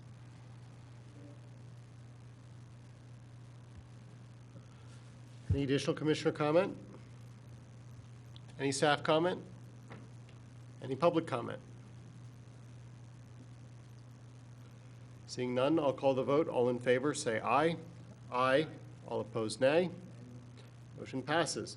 Moving on to item 3C sub B, ordinance number 2021-17, adoption of the 2021 sanitary sewer and stormwater fees. I will so move. Is there a second? Second. Is there any commissioner comment? What's the increase, like 8% this year for sewer? Do you have that number? Commissioner, the increase was, we're going from $7.05 per 1,000 gallons to $8.89 per 1,000, and I can do that calculation real quick. Yeah, that's fine. Why aren't these two items separated? I mean, sanitary sewer is much different than stormwater. Why are they, those are two separate fees. I'm sorry. Why isn't sanitary sewer B and stormwater C? Because you may want to vote for one but not the other. Well, I'll jump in on that one, Bob. In the past, we had combined millage and these two, so we had all three items in one ordinance. A year or two ago, we decided to separate the millage from these two. This year, given that the stormwater fee is remaining unchanged, we decided to present it as one ordinance with the two different rates. Yeah, ultimately, it could be a different ordinance altogether, and maybe it should be. I'm coming up with about a 25% increase on this. Commissioner, my apologies. I believe I said 7.05, and I meant to say 7.85. Okay. Is our 2021 rate, and increasing to $8.89 per 1,000 gallons. What is that percent?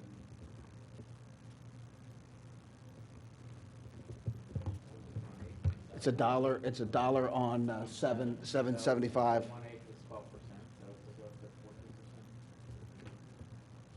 Yeah, we're between 12 and 13% increase. Yeah, that's what I got, about 13%, which is a lot. How are we doing on our upgrade plan for the sewer and our plan of finance for ongoing repairs?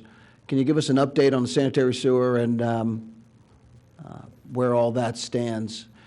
If you recall, we recognize it's an old system. We're going to be putting money into it.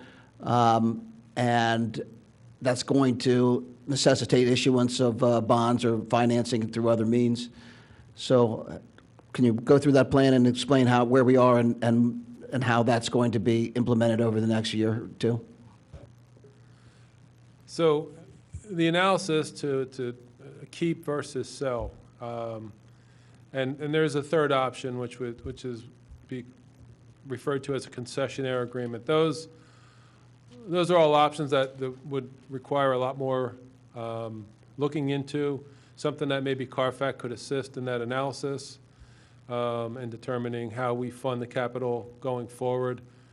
As it stands now, the sewer fund, 75–80% of the revenue is just basically covering the pass-through costs for treatment, some of the operating costs. There's very, very little left over. Virtually almost nothing left over for capital improvements. So we do have to explore other options, and whether that's keeping the system and financing that through a bond issue or exploring one of the other two options. Those do require a lot more analysis and looking into. Yeah, and I'll jump in and on behalf of the township engineer, I think we spent most of this year working on stormwater. We adopted the stormwater plan. We've got several projects in the queue in various stages of design. One that's been approved that we're getting ready to go out to bid on. So, just in the interest of resources and time, the sanitary sewer element, we did not make a whole lot of progress in 2021 on that.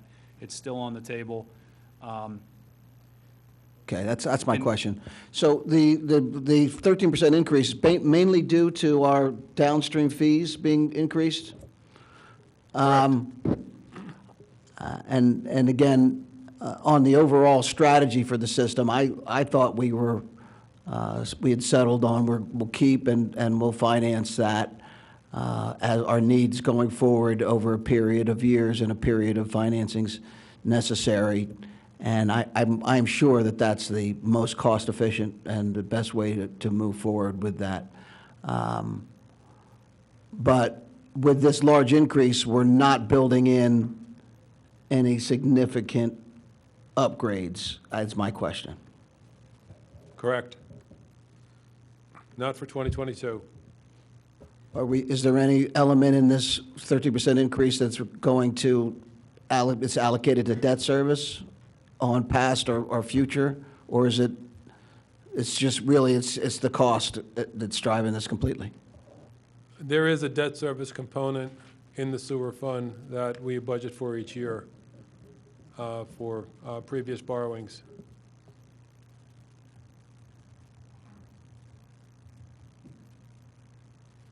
That's all I had, thank you. Any final commissioner comment? Staff comment? Public comment? All in favor say aye. Aye. All opposed, nay. Motion passes. Moving on to item 3C, sub C. Ordinance number 2020-18, adoption of the consolidated fee schedule for the township effective January 1st, 2022. I will so move. Is there a second? Is there any commissioner comment? Yeah, just real quick, getting back to what I said, there may be variances with, Bob, there may be variances with some of those engineering costs and whatnot, and that's kind of, they can change those rates whenever, or are we locked into those rates now? No, that's, when this was adopted at the introduced at the last meeting, I had asked for the board to consider just with a motion to amend for a couple of rates that had to be corrected.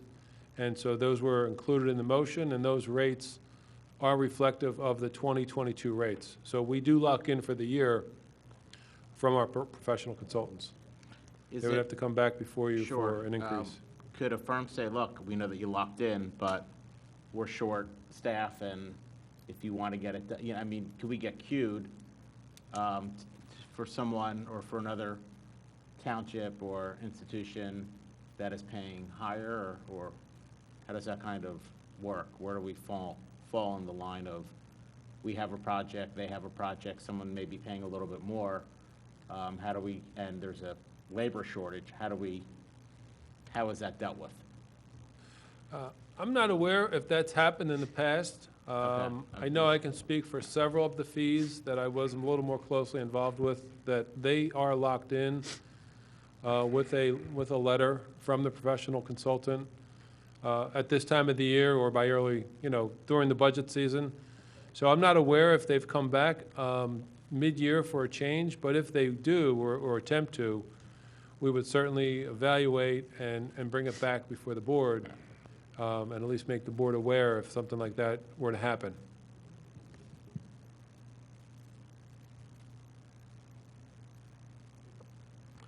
Any additional commissioner comment? Staff comment? Public comment? All in favor say aye. Aye. All opposed, nay. Motion passes unanimously. Moving on to item 3D, ordinance number 2021-08, adoption amending Chapter 280 of the Radnor Township Code, zoning ordinance by establishing regulations to permit hotel rooftop dining and outdoor dining as part of the hotel use within the PLO, Plan Laboratory Office District, PB, Plan Business District, C2 General Commercial District, and C3 Service Commercial District, and to permit rooftop dining for non-conforming hotels as a special exception. I will so move. Is there a second? Second. We've seen this before. Is there any commissioner comment? I just wanted to make sure we got in that everyone has to come off the roof. What did we say, by midnight? It's 11 o'clock or is it 12 o'clock? What was it? Midnight. It's just kind of late. But close it down by midnight and have everyone has to come inside, right? That's in there? Yes, Commissioner. If you refer to the ordinance, page 2 of the ordinance, section A2 addresses that issue. We added or clarified the rooftop bar and beverage service along with the hotel rooftop dining shall be permitted from 8 a.m. to midnight. Seating of patrons shall end with sufficient time to provide service and close of rooftop dining area by midnight.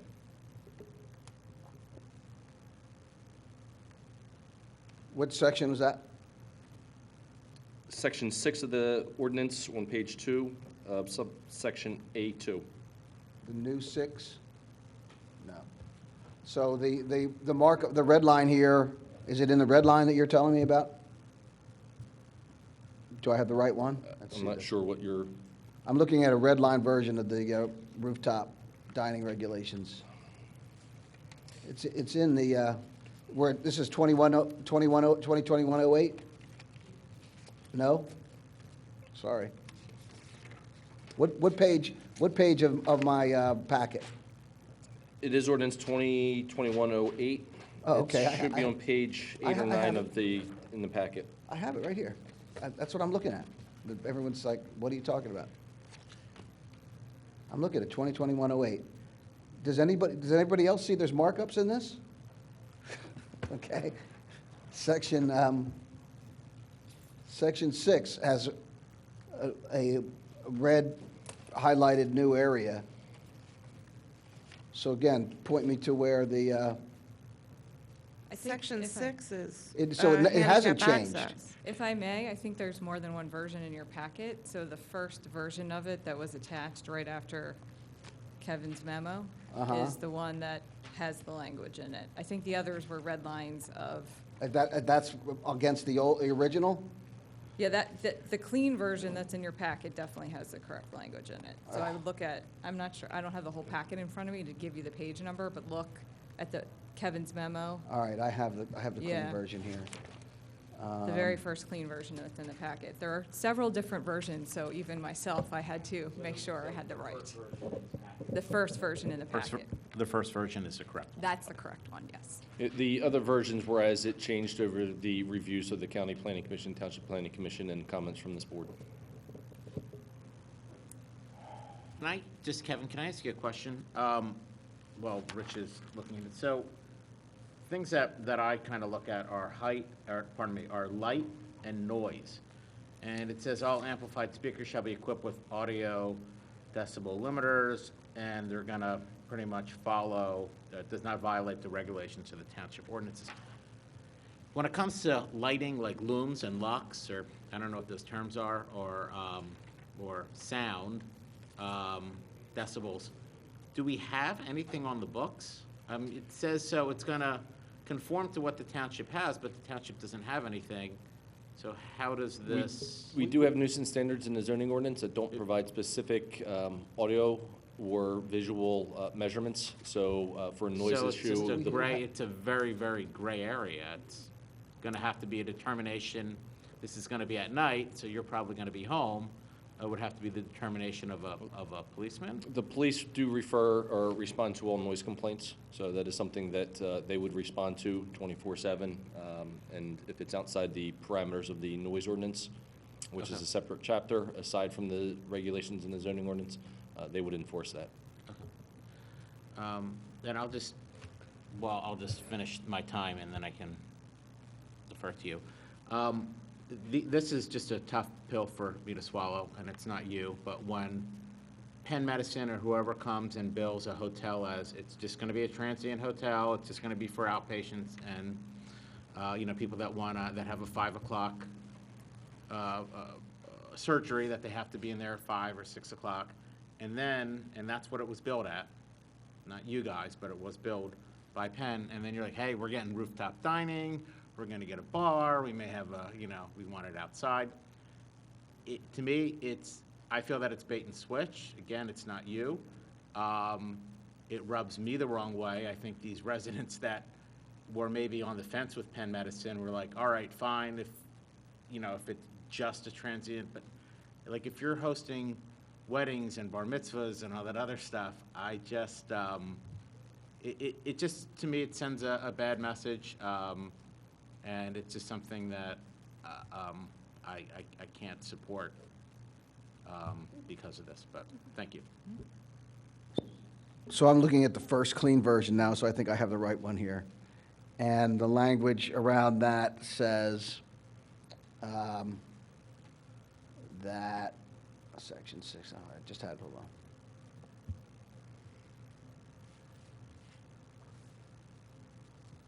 There it is, wait, hold on, sorry. It says, hotel rooftop dining, bar services shall be permitted from 8 a.m. to midnight. Seating in the patron shall end with sufficient time to provide service and to close the rooftop dining area by midnight. But I don't see any change in the language there. My concern was we will have still groups of people out past midnight on the roof that could be noisy. So I said, midnight, everybody in, right? Right, I think what was clarified was adding any rooftop bar and beverage service. That was part of the conversation last time. What if I take, a bottle of wine up there and I'm sitting up there and I'm still, making noise, that kind of thing. But I think overall, we've represented on this record that this will be closed by midnight. And as Mr. Farhi just touched on, the township also does have a noise ordinance where, noise could be enforced if someone sneaks out there and is making noise past midnight. Still, I don't think we got it with the language. I don't like that. I mean, the concept was clear everyone off the roof and have them inside, right? I don't see it there. Rich, And certainly, maybe we won't have a problem at 155 King of Prussia Road, but there's a lot of other places that I'm Can you concerned suggest about. language that, I guess I'm not quite clear about what your concern is, because I read it that it's shut down by midnight. And I've been to hotels before, and when a room or a bar or, a gathering place is shut down, you're not allowed in there. They close it. So I guess if there's language that would make you more comfortable. Yeah, I mean, the point is to get everyone off the roof by midnight, and I see it says shut down, it shall end, closed service, but I don't see that, I don't see it written in here. If I'm running it, I see plenty of gray area for me to have people out there well beyond. So that's my concern. I mean, it does have to be closed, and essentially it says it has to be closed, which to me, you close it, you can lock it. But- I mean, to the extent that there's not otherwise a security issue. are you gonna have The other thing I would note is that all lights associated with the rooftop dining area, other than lighting for security purposes, must be turned off when it is not in use. So that would also discourage anyone to go out But if you there. have a bar downstairs, you keep it open until 2, correct? Yeah, I mean, inside you can do whatever you want. Right, that's my point, is that there's going to be another bar open until 2, and people they'll go back up. And if people are up there, it's still in use, so the lights will still be on, right? I don't think we got it with the language. I don't think we got it. I mean, I think it has, if it's closed, then the lighting has to be, turned down. Again, it should be really clear, and I don't think we got it. Is there any additional commissioner comment? Is there any staff comment? Is there any public comment? All in favor say aye. Aye. All opposed, nay. Motion passes. Thank you. Thank you very much, everyone. Moving on to item 3E, ordinance number 2021-14, introduction. Removal of handicap parking space on Ikis Avenue, parking not permitted on the west side of Wentworth Lane from Summit Terrace to Deer Lane. Thank you, Deer Lane. I will so move. Is there a second? I'll second it. Chief, could you tell us a little bit about this? I got to tell you, I'm leery about removing parking all along the side of a road.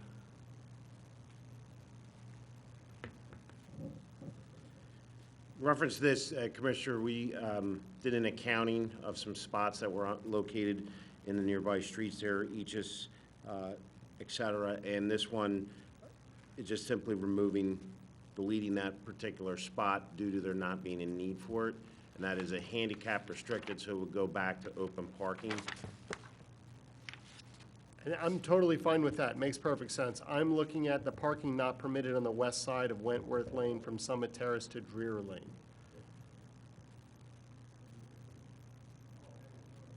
How many parking spaces, if you know, are we deleting? 22. 22? Yeah, well, Jack, can I just jump in? These probably should be 2 separate ordinances. Ikis is probably about a quarter-mile away from Wentworth. They're not really, they don't really relate. They don't, you have to go over Conestoga to get to them. A fair amount. You probably have to drive 500, 600, 700 feet on Conestoga maybe to get to that part of Wentworth. So they really should be separated, I would think. I would ask, I mean, I'm happy to, removing the parking space on Ikis is fine because I don't think the person needs a handicap spot anymore. But I would actually like to table this if we could and bring it back as 2 separate ordinances. And I think the best thing that we could do, the Ikis is probably not a problem, but I think that we should have some kind of neighbors meeting or some kind of town hall with the people on Wentworth. And I've been asking for this before we take away their parking. And I do know that Chief and Rick, I guess Ricky left. It is a problem for emergency vehicles. It is a problem for trash trucks, fire trucks. We get it, but I just would like to. No.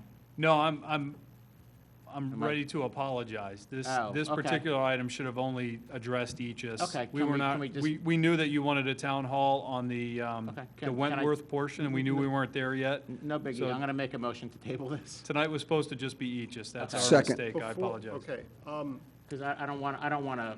Can we just- can we just amend it Can to you amend it strike? just to remove Wentworth and we can vote on the Ikis? Because let's free up the parking space that's not needed for the handicap That's fine. space anymore. The Ikis is not a big deal, but the Wentworth. Okay, so there's a motion to amend. All in favor of the motion to amend, say aye. Oh, sorry, procedurally, what I meant to say was there's a motion to table. I'm about to make a motion to amend. All in favor of the motion to table, say aye. All opposed, say nay. Nay. Nay. We're just gonna- I we're will just now gonna move vote on to the amend to strike section 2 of ordinance number 2021-14. Is there a second? I'll second to that. All in favor, say aye. Aye. All opposed, nay. Okay. Is there any additional commissioner comment on the amended ordinance, which is just removing a handicap parking space, which I understand there's no longer a need for? And then renumbering the sections subsequent. Sure. Yeah, that makes sense. So this spot was put in place for one person? Yeah, one person, and they may have moved or passed away or whatever, they don't need it anymore, they're not driving anymore. Okay. Well, they would still need it if they're not driving, but if they move, then we want to free it up. Okay. Is there any staff comment? Is there any public comment?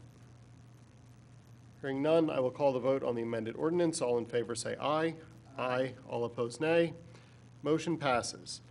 Let's move to item 3F, ordinance 2021-19, introduction, parking prohibited at all time for West Wayne Avenue southeast side from Wicklow Court to Conestoga Road. Is there a second? I have the same question for this one that I did about the last one. How many parking spaces are we getting rid of, and why are we doing it? Commissioner, we were contacted by the HOA president representing the respective properties on Wicklow Court. It's going to remove one parking spot, and just for the community's knowledge, the problem is that when there is a vehicle or an SUV parked there, it blocks the sight distance, and it makes it difficult and possibly having contact with a pedestrian or another vehicle when exiting Wicklow Court. So we would lose one spot, and it would greatly improve sight distance. I stopped caring when you said one spot. Sounds good to me. And just to add to the chief's description there, it's one spot, but it's also right in the area where we just put a bike path. So those vehicles coming out of the HOA are having a hard time if a large vehicle is parked into that one spot. And it is just one spot from the development up to Conestoga. Any additional commissioner comment? Any staff comment? Any public comment? All in favor say aye. Aye. All opposed, nay. Motion passes unanimously. Okay, let's move on to item 3G, motion to terminate Fern Valley Farm license agreement originally authorized by resolution number 2015-51. Fern Valley Farm license agreement, Rye Quarry Wheeler Tracts Ardrossan Development. Does anyone so move? So moved. Is there a second? I'll second. Okay, Rich, this is yours. You're up. And I hope we'll be able to bear with me. I have a statement, and then I'm happy to answer any questions and go through and hear any comments, and then hopefully get a chance to respond to those as well. First of all, I believe I'm an expert on matters of taxation. I have a Bachelor's of Science degree in engineering, also my JD, Juris Doctor, and my Master's of Laws in Taxation. I've studied extensively about tax issues and been in practice for 20 years, both as a private law firm as well as in-house corporate counsel. First of all, with respect to an article that was posted last week, I've never said that there's any tax dodge being perpetrated by any Radnor resident that I know of. Never used those words. However, my investigation into the applicability of Act 319 in Radnor has led me to conclude that the township's license agreement with Fern Valley facilitates property tax reductions for certain high-value property owners at the Ardrossan development. Now, I want to make it clear, I am not advocating for Fern Valley Farm to close. I'm not advocating for anyone to lose their job. I'm asking the Board of Commissioners to simply require those property owners who want to avail themselves of the current tax reductions available under Act 319 or other statute to farm their properties directly or to contract directly with Fern Valley to continue farming operations on their properties, and not to rely on the township to provide a taxpayer-subsidized farm lease in order to facilitate their property tax reductions. And Ian, if you could put up the spreadsheet that I put together based on my research and materials obtained from the county on a right to open record request. I think all of us recall last year the Delaware County reassessed all of the properties in Delaware County. I wrote an article some months ago and validated that there was basically a tax shift. So a lot of there was valuation that increased in residential properties and decreased in commercial properties on an overall basis. Many taxpayers in Radnor and all across Delaware County are paying much more for their properties. And I looked at the Board of Commissioners here. I saw Jack has a high increase that he's dealing with for his property. Also, Lisa and Sean, I know, and I looked at Anne Marie. She has a big increase as well. My increase was over 30%, and all of us will deal with that. We'll pay. We'll appeal.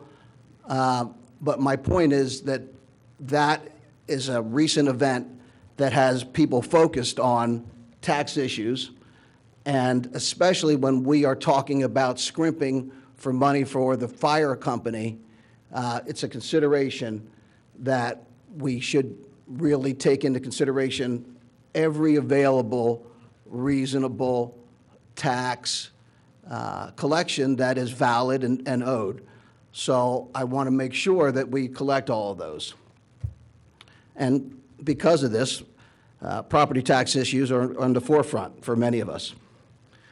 Based on the disclosures in the recent Inquirer article from July and certain Delaware County materials that I received, it's become clear that the township license agreement with Fern Valley enables landowners to avail themselves of the lower agricultural assessment values, thereby realizing lower property tax valuations and lower property tax payments than would otherwise be applicable. So the background of this was, if you recall, 2013, Radnor Township committed to purchase 71 acres of the Ardrossan property for approximately $12 million. The land was purchased to be open space for the township residents. According to a township document for the time, it was intended that the land would be used for a trail system and other public uses. That's what it was. To date, no trail system has been constructed. There is currently no access to the land by the public and no public facilities. So the public is not able to even access $12 million asset that it paid for. No funds for the trails at the purchased properties have been raised by private entities or appropriated by this local government. All that's happening on this $12 million, 70-acre, 3 separate parcels is that it's only being accessed by a commercial operation for $1 a year. That's what the township receives, $1 a year. Now, that license agreement, the township's license agreement, facilitates lower property tax assessment because it provides a below market rate land lease, once again, $1 a year for 71 acres.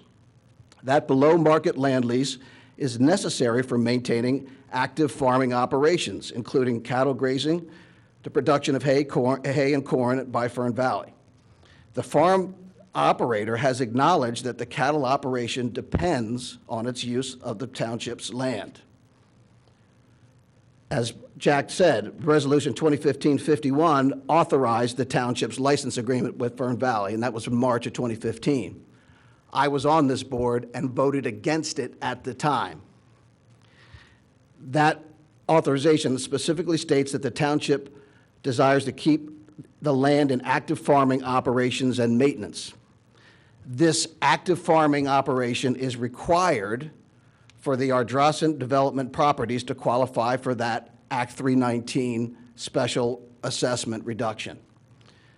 The continuation of active farming by the township on the 71-acre publicly owned site makes farming operations viable for the residential development property, thereby enabling certain Ardrossan development parcels to qualify for the reduction.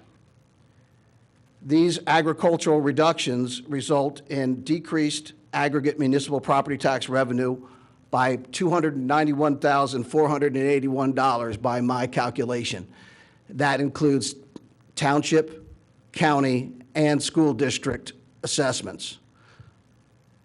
So these properties were assessed during the reassessment in 2020 at one value. Because they are in agricultural use, they get a lower number, and that is a cost of $291,489, and that amount is therefore shifted to all other ad valorem taxpayers in Delaware County and Radnor Township.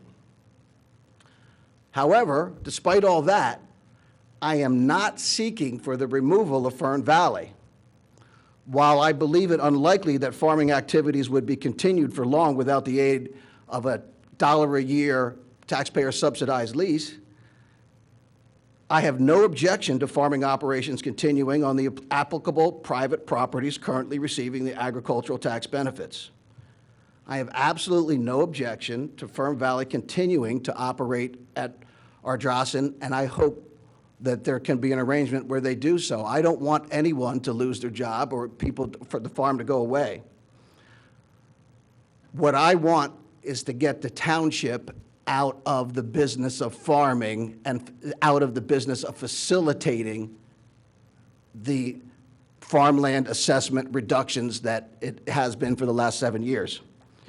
The Board of Commissioners cannot and does not oppose, this is my language, and Jack may disagree because he made a comment on this, but my view is the commissioners cannot, and I don't think any of us oppose any individual availing themselves of the tax benefits afforded by Act 319 or other applicable statute. However, the tax benefits provided under those statutes must be obtained through those individual property owners licensing and maintaining, quote, active farming operations, unquote, on their specific parcels, not through leveraging Radnor Township's maintenance of farming operations on public $12 million open space.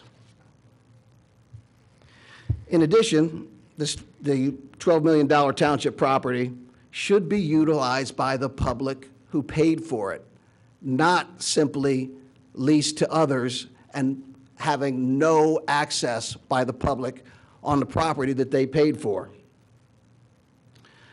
We should be installing the promised trails and other public facilities and not simply leasing it for $1 a year. Who makes that deal? Buy land for $12 million and then lease it for $1 a year. Never heard of anybody making that deal, but we did right here. Rich, we've been going for a while, so. All right, wait, I'm wrapping up. I'm wrapping up, Jack. Last All right, I'm wrapping up. The land cost the township approximately $600,000 per year in principal and interest payments on the $10 million we borrowed for that property. And it should not be turned over to a private for-profit entity for $1. We paid $12 million for it. We pay $600,000 a year in principal and interest, and we get $1. Consequently, in order to rectify the situation, the township must terminate its license agreement with Fern Valley and require individual property owners at Ardrossan to directly license and maintain farming operations on their own properties if they wish to avail themselves of Act 319 benefits. Again, I am not seeking the removal of Fern Valley. I have no objection to continuing farming operations at the applicable private properties currently receiving the benefits. I voted against this in 2015, and now that I've become aware of the true cost of this arrangement, I continue to be against the current license to Fern Valley, and I don't believe it's in the public interest to maintain it. Okay. Wait, I'm just, Rich, a couple more paragraphs. Let me finish, Jack. Jack. 10 seconds. All right, this motion, this is your points. This motion does not affect future land use at Ardrossan. It has nothing to do whatsoever with previously approved density modification or future development at Ardrossan. Future development remains the prerogative of this board. Moreover, my motion does not deprive anyone of the benefits of 319. The benefits remain available to all landowners. Finally, this motion does not materially increase the cost of maintaining the township properties. There are currently no public facilities and no significant property maintenance to perform, as the area is largely undeveloped and in a natural state. Any maintenance expense would pale in comparison to the hundreds of thousands a year we spend on debt service. Okay. After 7 We're years, done. it's We're time done. to change the arrangement. We're done. Is there any other commissioner who has anything else to say about that? And I urge the We are done.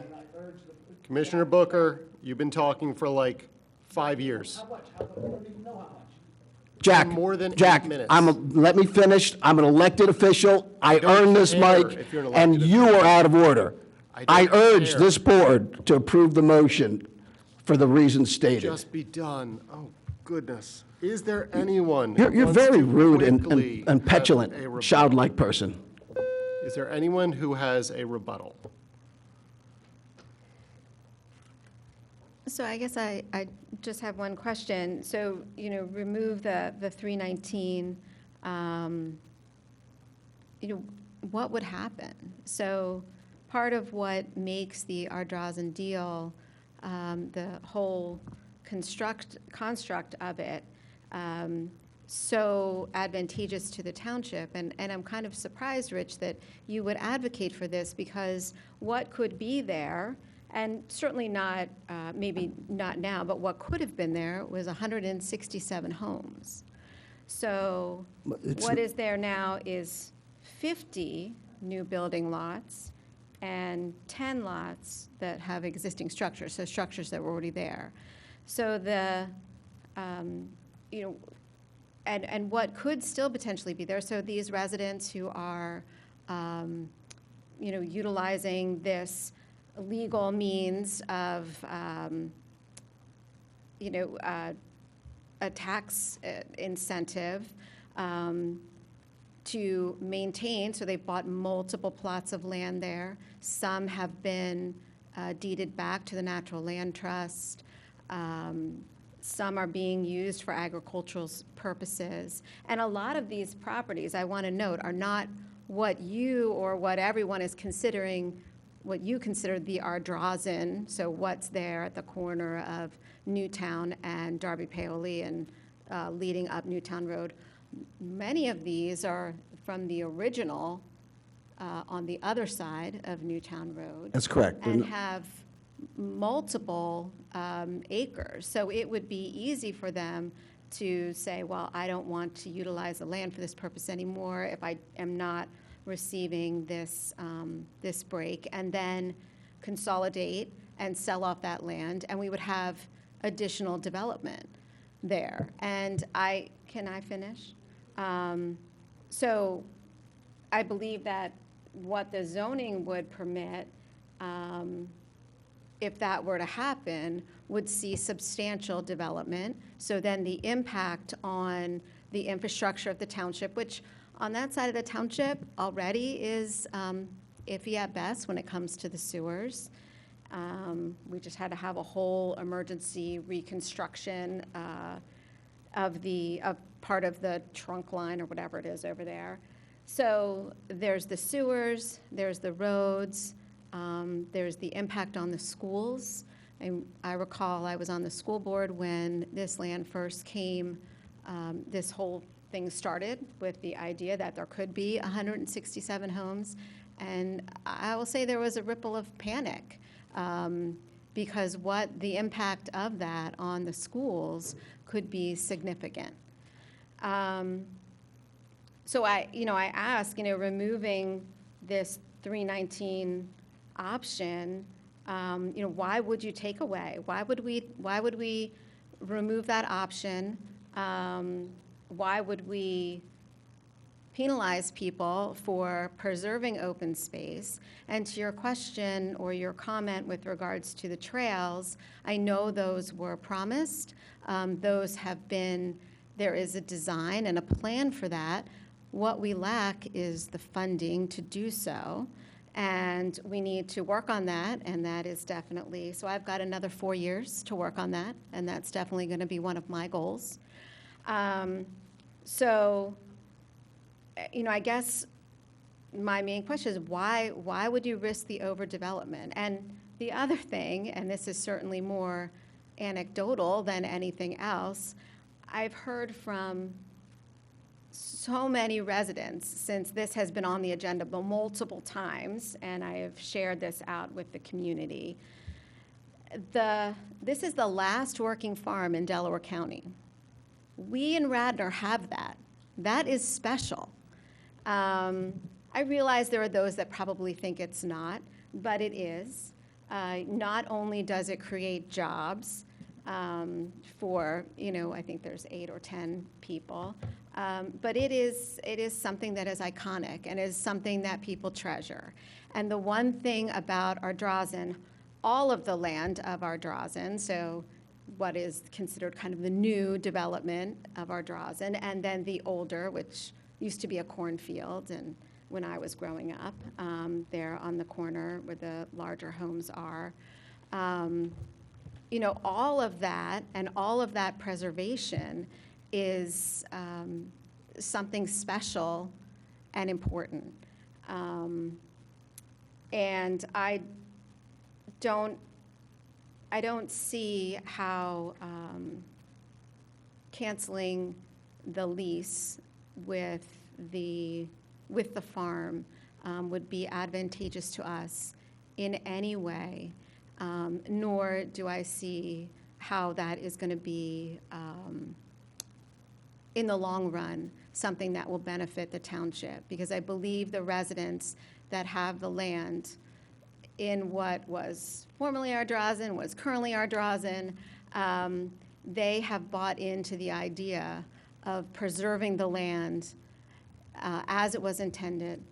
And while I know there are concerns that, people can't access the land, donate it back to the Natural Land Trust or whatever, what is there are the trees and the wildlife and the no impervious surface and all of the things that we come before us and we weigh all the time as, in all parts of the township. And this is a part of the township where a creative, visionary plan was put together. And I think that we are fortunate that there are residents that have embraced that and continue to work to preserve that. And I think that we should do everything we can to continue to maintain that and the relationship with the Fern Valley Farm.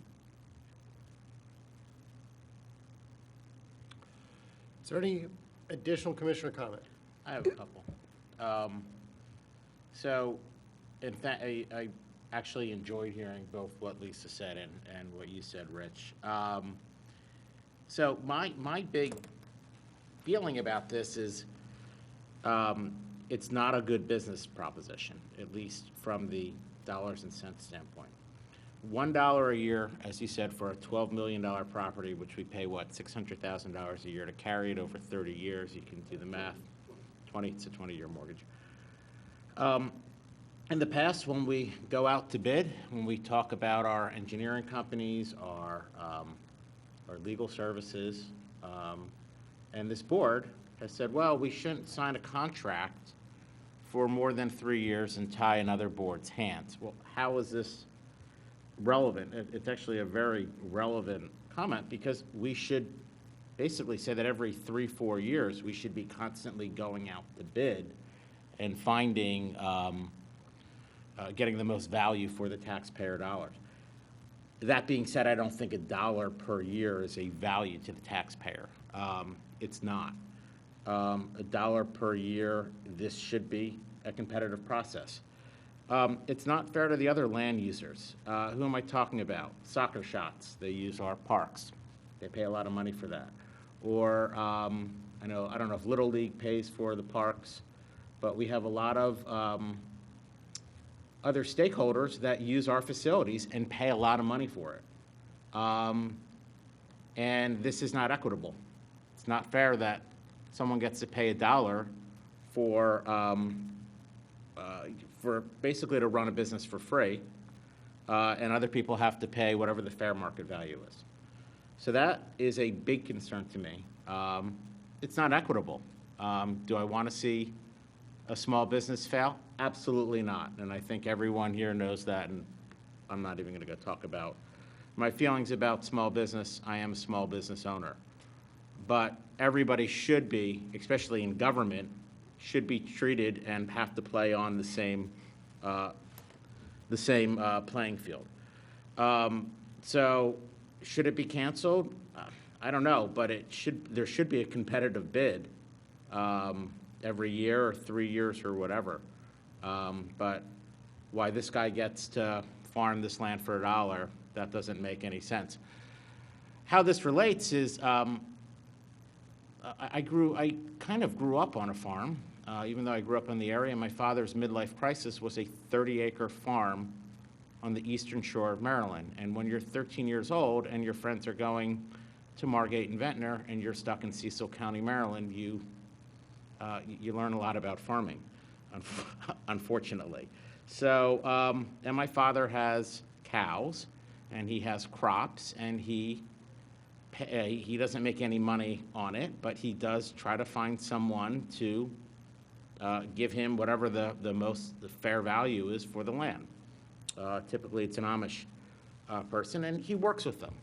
Not to say that we shouldn't work with these people, but there's a big difference between the $12 million we spent and the $1 that we're leasing it for. And it's sad that if this farmer can't make it work with basically a free field, I don't know what to say or how we handle that. But and I'll wrap this up. I feel for farmers. I come from a family. His father was a farmer, but it may not be the best business model, unfortunately, in Radnor. And the only way that this model is working, it seems like it's because he's not paying anything for the land.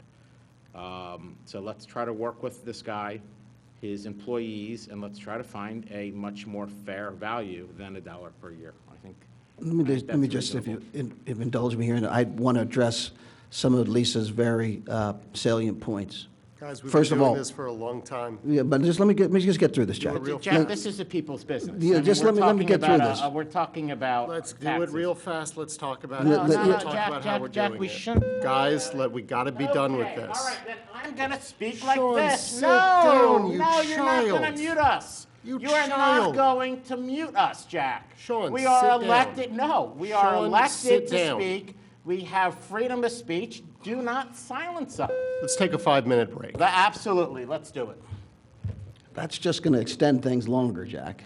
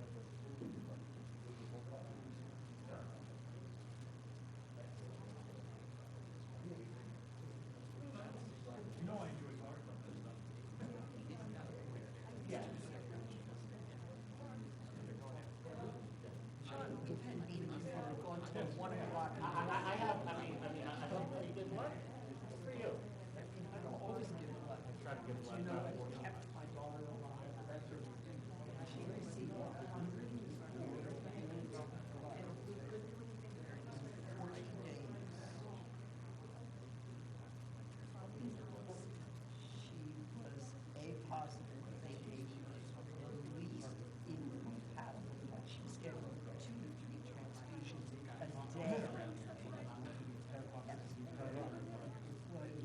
No older than 2005. I'm a positive, so I give some 80%. I give.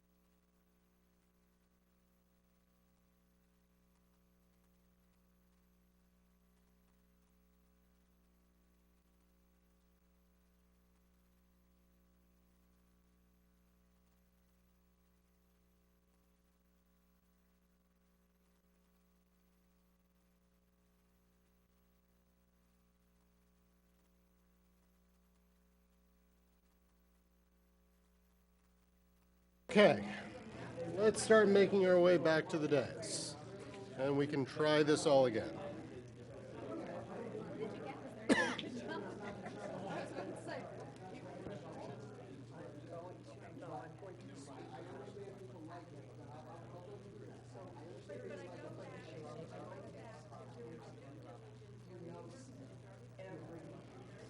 Okay, come on.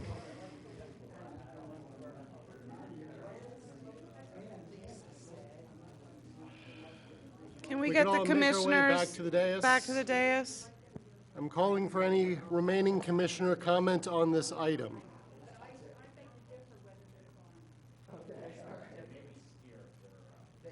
Last call, guys.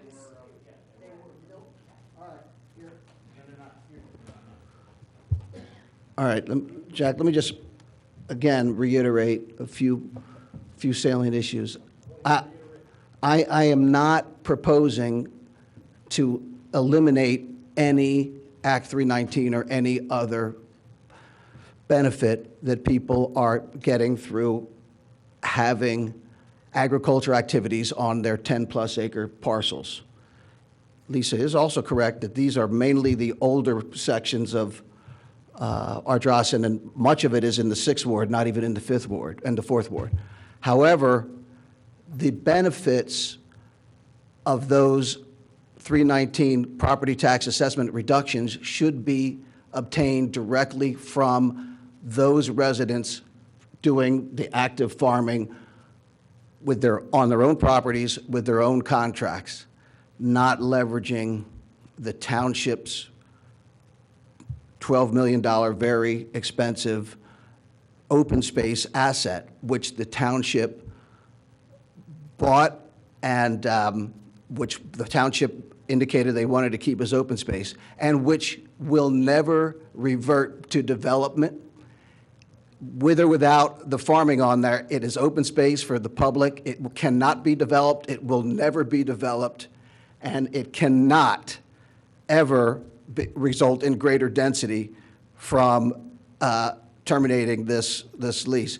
And one more thing, I agree that there might be other ways to solve this, and I proposed, and I've talked with several people, the township manager, people at Ardrossan, and others, to have a different arrangement where Ardrossan homeowners or other neighbors would lease the land at a market value, and they could have the farmer and maintain the farm, but it would be as Sean alluded to, some kind of a market-based analysis for the use of the property. And that could be a solution. The people I proposed it to rejected it. So that's something that we could also consider if there was interest in that the people receiving the actual benefit, and it's about 24 parcels. A lot of it is the NALT properties, but there's several owners. Some of the people have $14,000, $20,000, $30,000 a year almost in property tax reduction from this. They may be interested in renegotiating the arrangement. To date, I have not received any kind of positive, constructive commentary on that thought, at least, that I was exploring. So, again, there's no new development. This is not a redevelopment of the site. The site has been approved. It's subdivided. If somebody wants to change, if they want to subdivide their 13 or 15 or 16 acre site, they could do it with or without Act 319. And I don't believe any of them will do it. But what I want to do is get the township out of the business of farming, providing a taxpayer subsidized below market lease and farming for $1. That's not good value for the township. It's not good value for the $12 million of taxpayer funds that were expended. And this is not me being a lefty, tax the rich. This is transparency, conservative values, good governance, and making sure that we act in the taxpayer's best interest as a whole. And I recognize that people at Ardrossan, they like to have the farmer there and they want to keep him. And again, I hope he can stay. I'm not trying to get him to leave. I'm just saying that he needs to farm on the properties that obtain the benefit from the farmland assessment who claim that they are farming, not the township. Okay, is there any? Yeah, I have one. I have a comment. Okay. It won't take me long, Sean. I think that there's a slight misreading of Act 319, There's the tax benefit is when the land is used for agricultural purposes, and there's nothing in it that says that the owner has to be the farmer. The owner has to allow the land to be used that way, and these owners are allowing that. I mean, it is the incentive that has given the township the benefit of open spaces that would otherwise be available for development.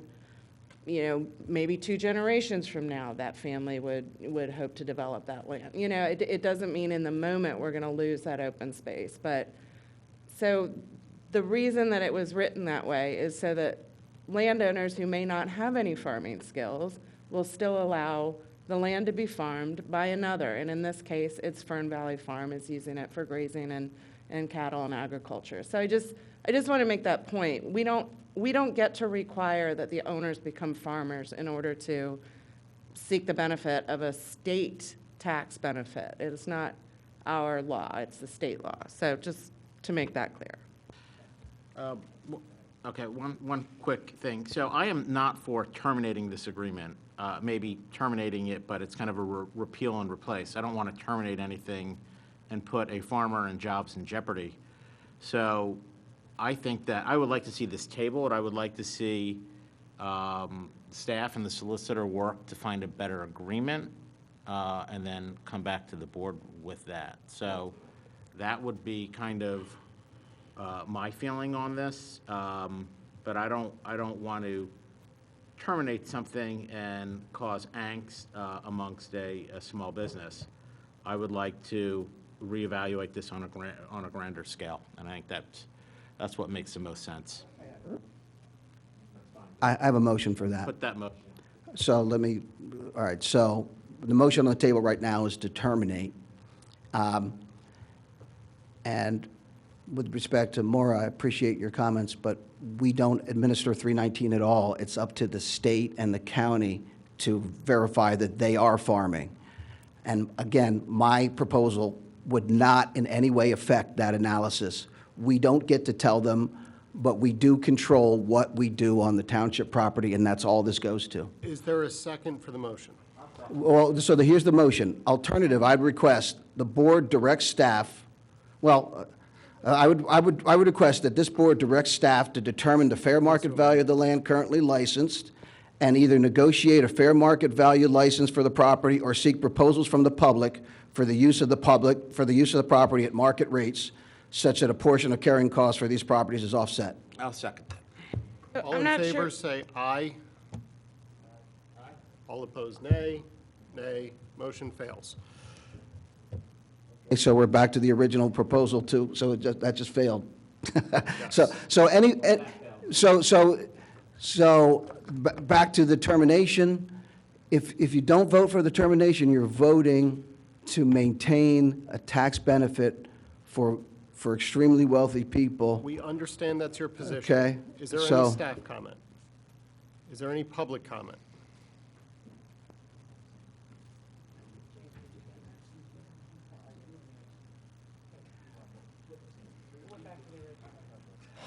Sarah Pilling, 29 Garrett Avenue.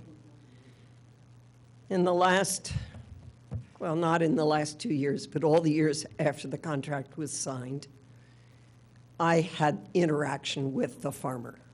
The reason I had interaction with the farmer was because the quarry field has been planted in corn, and herbicides and pesticides have been used to keep that crop growing and for him to get the harvest that he wants. And I took it upon myself to ask John Rice to write him a letter and ask for the list of what herbicides and pesticides he was using, when, how they were applied, et cetera. And for 4 years, we did quite well. We talked him out of Roundup, which we now may not accept it, but Roundup causes non-Hodgkin's lymphoma, of which my daughter died. So I had a personal thing. And reluctantly, Richard did it.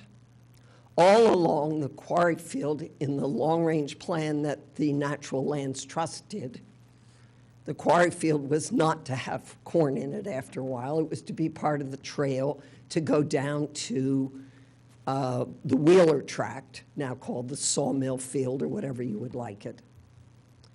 And I have a basic clarification. When Hope Scott had bovines on her property, they were Ayrshire milk cows. And people went and bought milk from Fern Valley Farm. There were people in Radnor Township that's what they did. And when Hope died, the Ayrshire cows were sold. And Richard went into the Black Angus cattle business. This is a very different form of business. When a bull calf is born, it is castrated immediately, fattened up, and sold for beef. So here Radnor has this open space, and I really struggled with this. It has this open space, and it wants to have trails, but it also wants to have cattle. Cattle and kids do not mix. So what the township is going to have to do is create some sort of a zoo, and either the cattle will be in the zoo or the humans will be in the zoo, because you cannot have open fields with cattle and kids, particularly in the spring when the cows have calved and they have little calves. And if a kid got in between them, or even if an adult got in between them, it's hell to pay. The child can be killed. And if cattle decide they want to move and there's a fence in the way, guess what loses?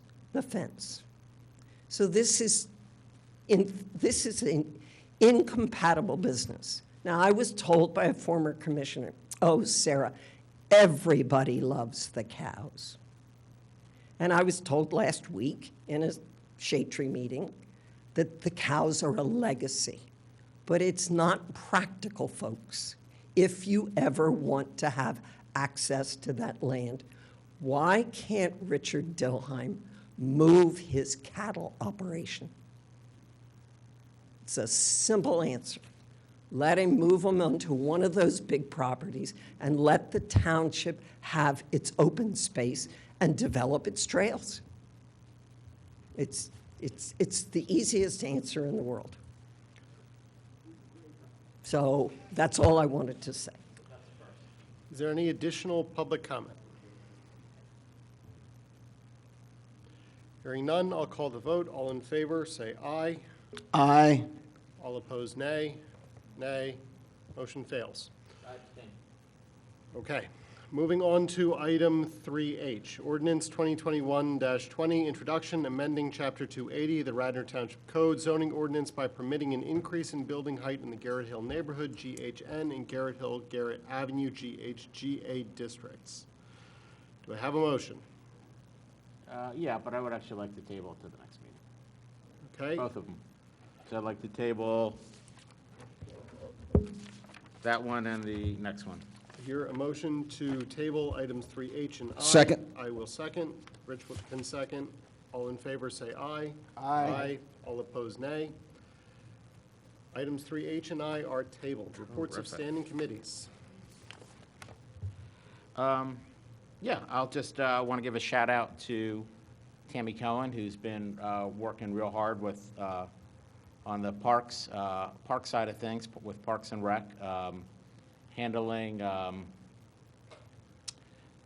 Fenimore Woods, and she's done great. And we've gotten a lot of new ideas, and I just really want to give her a shout out for everything that she's done, on top of having to do Santa's delivery and 30 other things, a trip to New York. So if you're home watching, Tammy, thank you.